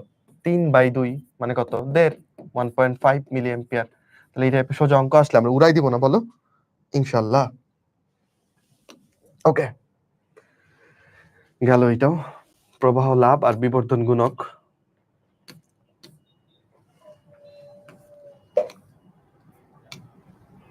এই তো, এই যে ট্রানজিস্টরকে যে আমরা অ্যাম্পলিফায়ারে ব্যবহার করি, অ্যাম্পলিফায়ারটা একটা এক্সাম্পল দিছি, সেটা হচ্ছে কি মাইক। ঠিক আছে, আরো 3টা এক্সাম্পল আছে, মানে মোট 4টা। এই 4টা যদি না পারো তাহলে কি দিব তোমারে বলো? একদম মাইর দিব। কি দিব বলো? মাইর। বুঝছো? মাইর চিনো? মাইর, সত্যি সত্যি মাইর দিব। তাহলে এম দিয়ে কি বলো? এম দিয়ে হচ্ছে মাইক, এ দিয়ে হচ্ছে অ্যালার্ম সার্কিট, আই দিয়ে হচ্ছে ইন্টারকম, আর আর দিয়ে হচ্ছে রেডিও। ওকে, এই 4টা জায়গাতে আমরা ট্রানজিস্টর অ্যাম্পলিফায়ার ব্যবহার করি। Mic, alarm circuit, intercom, radio, মাইর। ওকে, পারবো? ইন্টারকম হচ্ছে হোটেলে যে ওই যে ফোনে কথা বলি, হ্যাঁ, ওই যে টেলিফোনে, ওটা হচ্ছে ইন্টারকম। আর অ্যালার্ম সার্কিট, এটা বোধহয় অ্যালার্ম বাজে। রেডিওর ক্ষেত্রেও রেডিও যে সিগন্যালটা পাঠায় ওইটাকেও কি করতে হয়? এমপ্লিফাই করতে হয়। এমপ্লিফাই করে তারপর তুমি শুনতে পাও। খাবার অর্ডার দিচ্ছি, ঠিক আছে? ওকে, ঠিক আছে। অন্তর ভাই আমাকে লোভ দেখালো যেন আমি ভালো করে পড়াই তোমাদের, বিনিময়ে হচ্ছে উনি আমার জন্য খাবার অর্ডার দিচ্ছেন। চুই ঝাল, মাটন চুই ঝাল।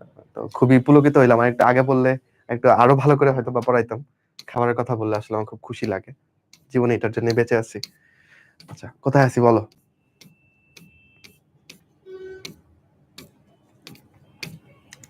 ও, চ্যাপ্টারই তো শেষ। তাহলে এই হেডিং গুলো পড়বেন যে উচ্চ গতির সুইচ হিসেবে কোনটা ব্যবহার করা হয়? ট্রানজিস্টর ব্যবহার করা হয়। কেউ যদি বলেন ডায়োড ব্যবহার করা হয়, কি করব? গুলি। সুইচ অন অফ করি যে সুইচ, ওই সুইচ। ওকে, ওই সুইচ হিসেবে ট্রানজিস্টর ব্যবহার করা হয়। ওকে, আচ্ছা, চ্যাপ্টার শেষ, আমাদের পড়া শেষ। বুঝছো? ভালো মতো পড়াইতে বলছে, বাট পড়ানো শেষ। সংখ্যা বা নাম্বার পদ্ধতি থেকে এখনো কোনো প্রশ্ন আসলে মেডিকেলে আসে নাই, কিন্তু তোমরা আইসিটিতে যে বেসিক নলেজ অর্জন করেছো সেইটা জোর করে ভুলে যাওয়ার কিছু নাই। বুঝতে পেরেছো? যেমন 4 রকমের সংখ্যা পদ্ধতি আছে, প্রত্যেকটাতে কয়টা করে, মানে কত ভিত্তিক সংখ্যা পদ্ধতি, কি কি অঙ্ক আছে।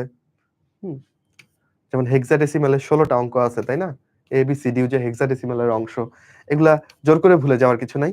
এগুলো একটু পড়বা, দাগানো লাইন আছে, এই দাগানো লাইনগুলো পড়বা। আর রূপান্তর গুলো কখনো আসে নাই, আসার সম্ভাবনাও খুবই ক্ষীণ। ঠিক আছে, আইসিটিতে যদি টুকটাক করে থাকো, ওই যে বললাম, মনে রেখে দিতে পারো।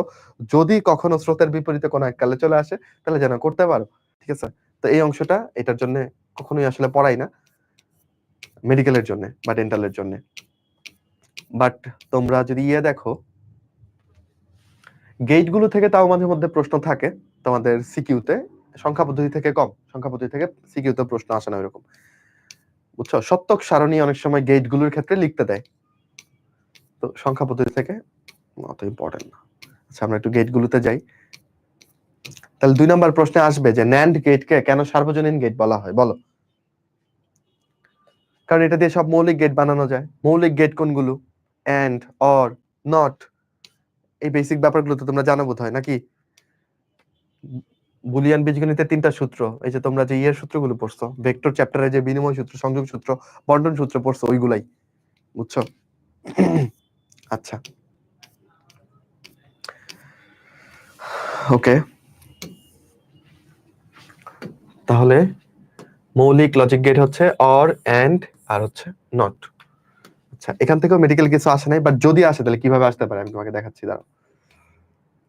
আচ্ছা, নটের ক্ষেত্রে তো ইনপুট যা হবে আউটপুট ঠিক এটার উল্টা হবে, তাই না? নাকি না, নটের ক্ষেত্রে 0 হবে আউটপুট অলওয়েজ। ধরো এইভাবে পরীক্ষায় প্রশ্ন দিল যে অর গেটে আউটপুট 0 পাওয়ার জন্য ইনপুট দুইটাকে কি হতে হবে? এবার অপশনে দিবে একটি ইনপুট 0, আরেকটা মানে 0 0 0 1 1 0 1 1। তাহলে আমি খেয়াল করলে দেখবো অর গেটে আউটপুট তখনই 0 পাবো যখন ইনপুট দুইটাই 0 হবে, তখনই অর গেটে আউটপুট 0 হবে। আদারওয়াইজ প্রত্যেক ক্ষেত্রে অর গেটে ইনপুট আউটপুট কি হবে বলো? 1 হবে, তাই না? এরকম করে সত্যক সারণী থেকে প্রশ্ন আসতে পারে। বা ধরো নর গেটের ক্ষেত্রে, হ্যাঁ, নর গেটের ক্ষেত্রেও একই কথা। যদি ইনপুট দুইটা 0 হয় তাহলে আউটপুট 0 হবে, নয়তো হবে না।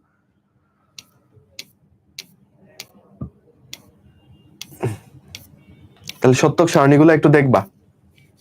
অ্যান্ড গেটের ক্ষেত্রে দেখো, অ্যান্ড গেটের ক্ষেত্রে কখন আউটপুট 1 পাবা, যখন ইনপুট দুইটাই 1 হবে তখনই কেবলমাত্র আউটপুট 1 হবে, নয়তো সব ক্ষেত্রে 0 হচ্ছে।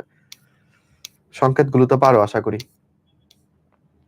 আর ন্যান্ড কেন সার্বজনীন গেট, কারণ এটা দিয়ে সব গেট বানানো যায়। এখন এইটুকু পড়াতে এসে মানে এইখান থেকে ধর প্রশ্ন করার জন্য যে স্যার আসেন, আমার মতো যদি গাড়ি প্রিয় একজন মানুষ হন উনি, প্রশ্ন করার ক্ষেত্রে ডেফিনেটলি এই গাড়ি তার নজর কাড়বে, বুঝছো?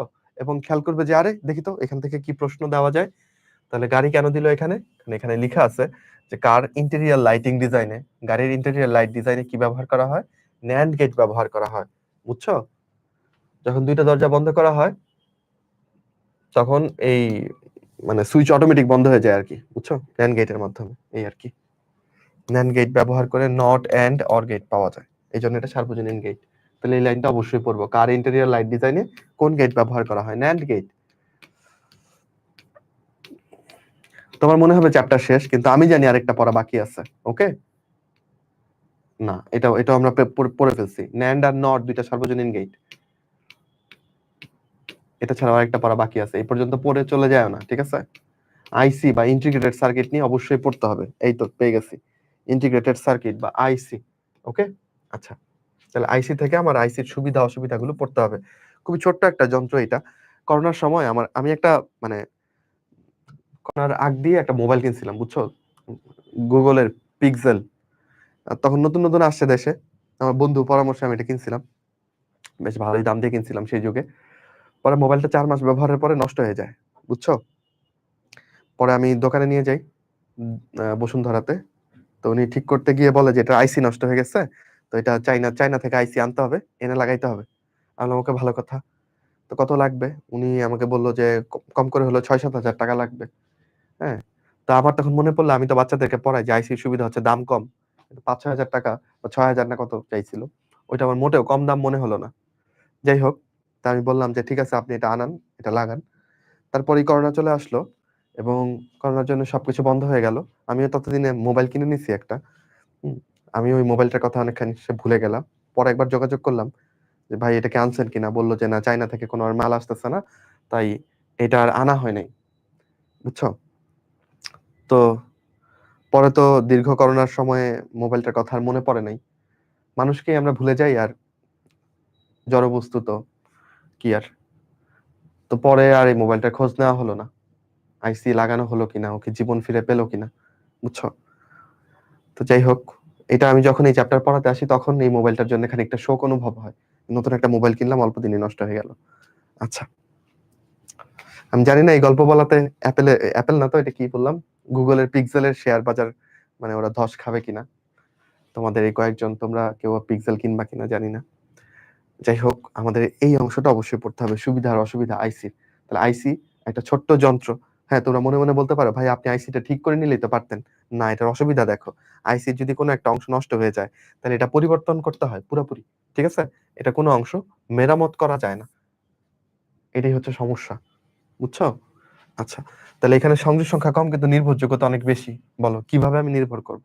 4 মাসে একটা নষ্ট হয়ে গেছে আইসি, তাহলে কিভাবে নির্ভর করব? অত্যন্ত ক্ষুদ্র আকৃতির, ওকে, ওজনেও কম, কম বিদ্যুতের প্রয়োজন, কি লাভ হলো? লাভ নাই। আচ্ছা,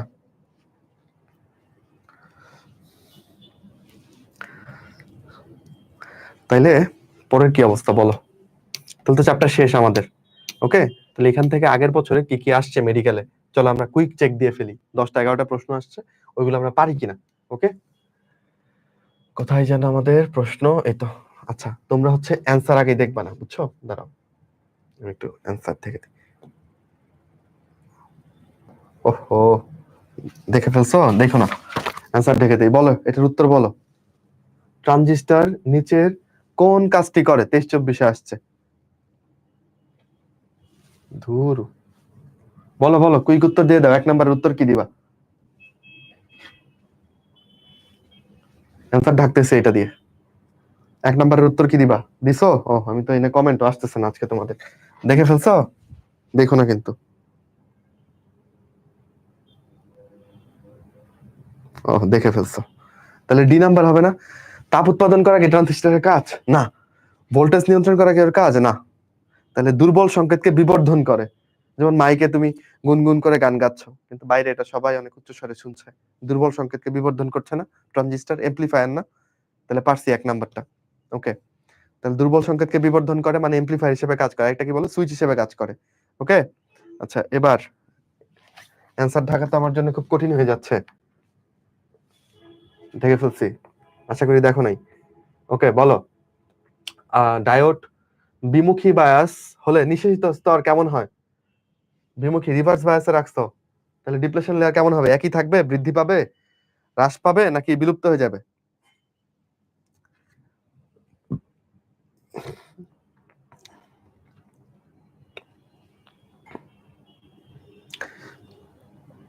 বিমুখী, এই উল্টাপাল্টা উত্তর দিলে হবে না, নাম্বার লিখো, 2 দিয়ে 2 ডট তারপর 2 এর অ্যান্সার লিখো, এভাবে লিখো। ও দেখে ফেলছো না, দূর। 2 নাম্বার তাই না, ডিপ্লেশন লেয়ার বৃদ্ধি পাবে। আচ্ছা, ইন্টিগ্রেটেড সার্কিট সম্পর্কে সত্য নয় কোনটা? মাত্রই বললাম, বলো কোনটা সত্য না? ওজনে হালকা, ঠিক তো। অত্যন্ত ক্ষুদ্র আকৃতির, সত্য এটাও। দামে কম, এটাও তো তোমার বই অনুযায়ী সত্য। কম বিদ্যুৎ খরচ করে, এটা তো সত্য। তাহলে এখানে আসলে অ্যান্সারটা নাই, এরকম আসলে কোনোটা দাগানোর দরকার নেই, ব্ল্যাঙ্ক রেখে চলে আসবা, কারণ এই চারটাই সত্য। এখন হয়তো বা এটার একটা অ্যান্সার নিবে, বাট এটা তো তুমি জানো না। এটা দাগানোর আন্দাজে একটা দাগানো একই হবে, তাহলে এটা দাগানোর দরকার নেই, এটা ব্ল্যাঙ্ক রেখে আসবা যা আছে জীবনে। ঠিক আছে, বুঝছো? কম বিদ্যুতের খরচ হয়, এটা ঠিক আছে। 3-এর তাহলে কি ব্ল্যাঙ্ক, 3 কিছু নাই। ওকে, আচ্ছা, নিচের কোনটি এসি কে ডিসি তে রূপান্তর করে?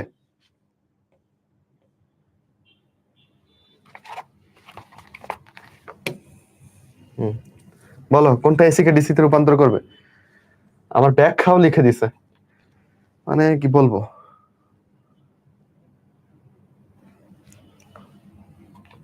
সবাই পারছো? ডায়োড এসি কে ডিসি তে রূপান্তর করে হচ্ছে রেকটিফায়ার। রেকটিফায়ার বানাইতে কি লাগবে? 2টা বা 4টা ডায়োড লাগবে। ওকে, আচ্ছা আর লুকোচুরি খেলে লাভ নাই, সবাই এগুলো এমনিই পারবা। কোনটা সেমিকন্ডাক্টর বা বিশুদ্ধ অর্ধপরিবাহী? দেখো, সেমিকন্ডাক্টর কোনটা? অ্যালুমিনিয়াম না, অ্যালুমিনিয়াম তো ত্রিযোজীয়, এটাকে তুমি ওই ডোপেন্ট হিসেবে ইউজ করবা, কিন্তু সে তো কোনো সেমিকন্ডাক্টর না। গ্লাস তো অপরিবাহী, অ্যালুমিনিয়াম হচ্ছে পরিবাহী। সিরামিক এটাও অপরিবাহী। সিলিকন এটা হচ্ছে আমাদের সেমিকন্ডাক্টর। ওকে, আচ্ছা এই পাশে আছে আরো। নিচের কোনটা অর্ধপরিবাহী নয়? গ্যালিয়াম আর্সেনাইড অর্ধপরিবাহী, জার্মেনিয়াম, সিলিকন এগুলো সবই অর্ধপরিবাহী। আর্জেন্টাম, আর্জেন্টাম মানে হচ্ছে সিলভার, সিলভার অর্ধপরিবাহী না, পরিবাহী ধাতু যেহেতু। কোনটা অপরিবাহী? সিলিকন, তামা, কাঁচ, অ্যালুমিনিয়াম। কাঁচ হচ্ছে অপরিবাহী, যার আপেক্ষিক রোধ 10⁻16। অর্ধপরিবাহী নয় কোনটা? দেখছো খালি এগুলোই আসছে, সিলিকন, জার্মেনিয়াম, সেলেনিয়াম এগুলো এগুলো হচ্ছে অর্ধপরিবাহী। অভ্র হচ্ছে অপরিবাহী, বুঝছো? অভ্র হচ্ছে কাঁচের মতো একটা জিনিস, মাইকা, এটা অপরিবাহী। ডায়োড ব্যবহার হয় নিচের কোন যন্ত্রতে? বলো। এই যে তোমাদের বলে ফেলছিলাম, টেলিভিশনে ব্যবহৃত হয়, টেলিভিশনে, মোবাইলে, তাই না? ডোপেন্ট কি বলো? অপরিবাহীর সাথে মিশ্রিত অপদ্রব্য না, অপরিবাহীর সাথে মিশ্রণ করি না। অর্ধপরিবাহীর সাথে মিশ্রিত অপদ্রব্য, এইটাই তো সত্যি মনে হচ্ছে। ঠিক আছে, তাহলে উত্তর হবে খ নাম্বারটা, তাই না? হ্যাঁ, খ নাম্বার। কোনটা সুপরিবাহী নয়? সুপরিবাহী নয় কপার, সিলভার, কার্বন। কার্বন তো অর্ধপরিবাহী, তাহলে উত্তর হবে বি নাম্বারটা। ডোপায়ন মানে ডোপিং এর মাধ্যমে বহির্জাত অর্ধপরিবাহী তৈরিতে নিচের কোন মৌল ব্যবহৃত হয়? ত্রিযোজী অথবা পঞ্চযোজী কোনো একটা ব্যবহৃত হবে, কোনটা হবে? এগুলো কিছু আছে ত্রিযোজী পঞ্চযোজীর মধ্যে? আর্সেনিক আছে, তাহলে উত্তর হবে আর্সেনিক। আর্সেনিক দিলে কি হবে বলো? পি টাইপ না এন টাইপ? যেহেতু 5টা ইলেকট্রন, একটা ইলেকট্রন বেশি, তাহলে এন টাইপ। কি খবর বাচ্চারা? তাইলে তো কিছুই তো বাকি রইলো না আর। আর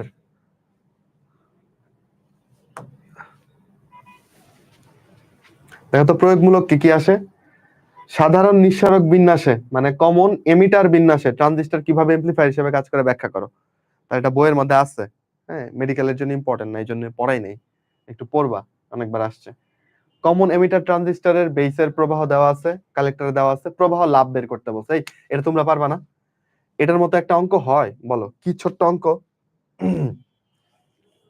তাই না? প্রবাহ লাভ, তাহলে বিটা বের করতে হবে। বিটা মানে কি? IC by IB. তাহলে এটাকে এটাতে ভাগ করলেই হয়ে যাওয়ার কথা। আচ্ছা, তাহলে দেখো এই যে 2টা 3টা আছে স্টার দেওয়া, এগুলো একটু কইরো। এই চ্যাপ্টার থেকে সিকিউ অ্যান্সার করা কিন্তু আসলে সোজা, কম, বুঝছো? এবং আমরা ওই, আচ্ছা ভালো কথা, তাইলে এই বইতেও কিন্তু আসলে কম কম করেই আসলে রাখার চেষ্টা করছি, ঠিক আছে? যেন কম প্রশ্ন থাকে এবং বাচ্চারা এগুলো নিজেরাই সলভ করতে পারে। আর শুরুর দিকে হচ্ছে ওই যে বোর্ড কোশ্চেন গুলো আছে, তোমরা এগুলো সলভ করো, ঠিক আছে? অ্যান্সার দেওয়া আছে পাশে, বই দিয়ে এই পাশটা ঢেকে নিজে প্র্যাকটিস করো, ঠিক আছে? এগুলো বিভিন্ন বোর্ডে আসা প্রশ্ন, এটাও আমি দিয়ে দিব পিডিএফটা। আর যদি কেউ মনে করো না পুরো বইটাই তোমার দরকার, তাহলে তুমি একটু রোড টু ডিএমসি পেজে বা মেগা পাবলিকেশনস পেজে মেসেজ দিও। এই বইগুলো আমাদের হাতেই বানানো আসলে, মানে আমরাই এগুলো এডিট করছি। যদিও কিছু স্পেলিং মিস্টেক আমাদের চোখে পড়ছে পরবর্তীতে, বাট এগুলো ম্যাটার করে না। এই ভাইয়া, ডোপেন্ট আর ডোপায়ন এর থেকে একটু বুঝাই দিলে ভালো হতো। আচ্ছা, ডোপেন্ট হচ্ছে ইংরেজি শব্দ, আর ডোপায়নটা আমরা এটাকে মানে কাইন্ড অফ এটা ডোপিং করাকে আমরা ডোপায়ন বলতেছি, এটা বাংলা বানাই ফেলছি অনেকটা, বুঝছো? ডোপায়নটা খুব সম্ভবত বাংলা শব্দ। সো যেমন ধরো আমি যদি বলি কি বলবো, এটা পারফেক্ট উদাহরণ খুঁজে বের করার চেষ্টা করছি। আচ্ছা, ধরো এই ভেজাল করা দিয়েই বুঝাই। ধরো আমি বললাম যে একজন অসৎ ব্যবসায়ী উনি ভেজাল করছেন, ওকে? তাহলে এই ভেজাল করা হচ্ছে ডোপিং করা, ওকে? এবার যদি বলি কি দিয়ে ভেজাল করছেন, মনে করো উনি কি ব্যবসায়ী, বলো? মনে করো উনি কি ব্যবসায়ী বললে ভালো হবে? দুগ্ধ বিক্রেতা মনে করো উনি, ঠিক আছে? তাহলে উনি ভেজাল করতেছেন কি দিয়ে? দুধের মধ্যে পানি মিশাচ্ছেন। তাহলে এখানে ডোপেন্ট কি? পানি, যেটা দিয়ে ভেজাল করতেছে এটা হচ্ছে ডোপেন্ট, বুঝছো?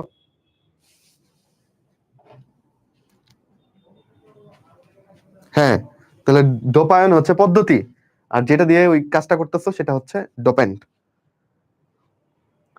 আচ্ছা,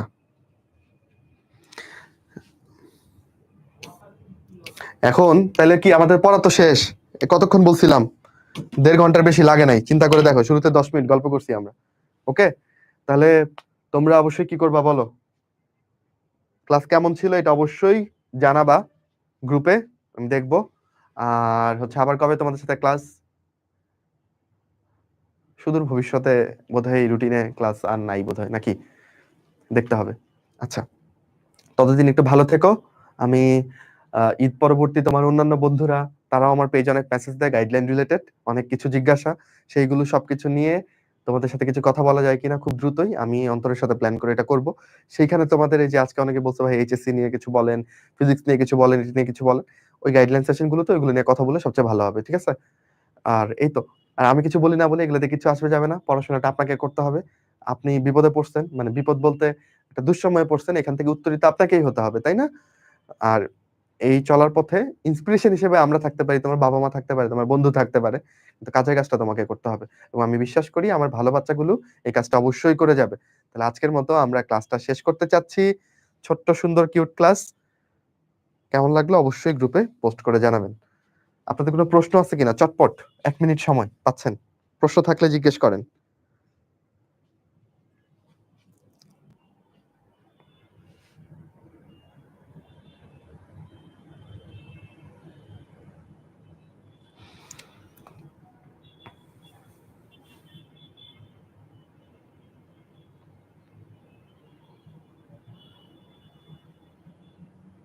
পিডিএফ কিভাবে পাবো? ওমা, ক্লাসের উপরে পিডিএফ দিয়ে দেই, ওয়েবসাইটে পিডিএফ পাবা, সব জায়গায় পাওয়া যাচ্ছে।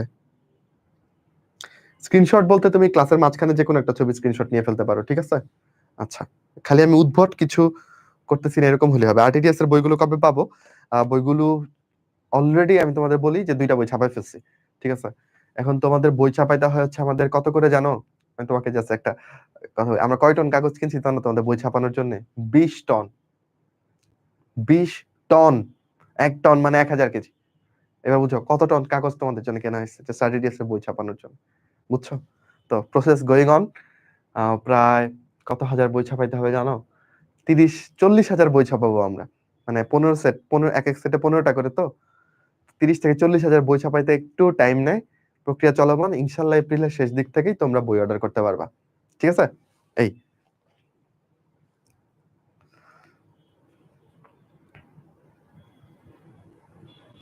ভাইয়া পোজ দেন, ওকে ঠিক আছে, তোমাদের আশা আকাঙ্ক্ষা পূরণ করে একটু করে পোজ দিলাম, ডান। ওকে ভাইয়া তপন স্যারের পিডিএফ দিলে ভালো হতো। তপন স্যারের পিডিএফ তো থাকার কথা, এক্সট্রা রাইটার পিডিএফ এ নাই।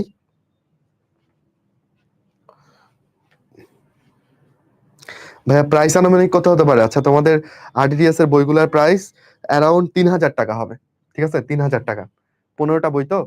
তো এখানে আসলে যেটা উৎপাদন খরচ এটাই তোমাদের থেকে নেওয়া হবে। আমি তোমাদের জাস্ট একটা তথ্য দেই, গত বছর আমরা তোমাদের বইয়ের পেছনে 14 লাখ টাকার মতো ভর্তুকি দিচ্ছি। মানে আমরা চাইছিলাম যে তোমাদের কাছে খালি উৎপাদন খরচটা নিব, তারপরে আমাদের 14 লাখ টাকা ভর্তুকি ছিল, মানে বইয়ের আমরা এটুকু নিজেদের থেকে দিচ্ছি। ওকে, সো বইয়ের এখান থেকে তোমাদের কাছে কোনো এক্সট্রা টাকা না যাক, এটা আমরা সবসময় চাইবো। আচ্ছা, ময়মনসিংহ ডিভিশন এক্সামে আপনি থাকবেন না? ইনশাল্লাহ থাকবো। আচ্ছা এখন আর কোনো কাজের প্রশ্ন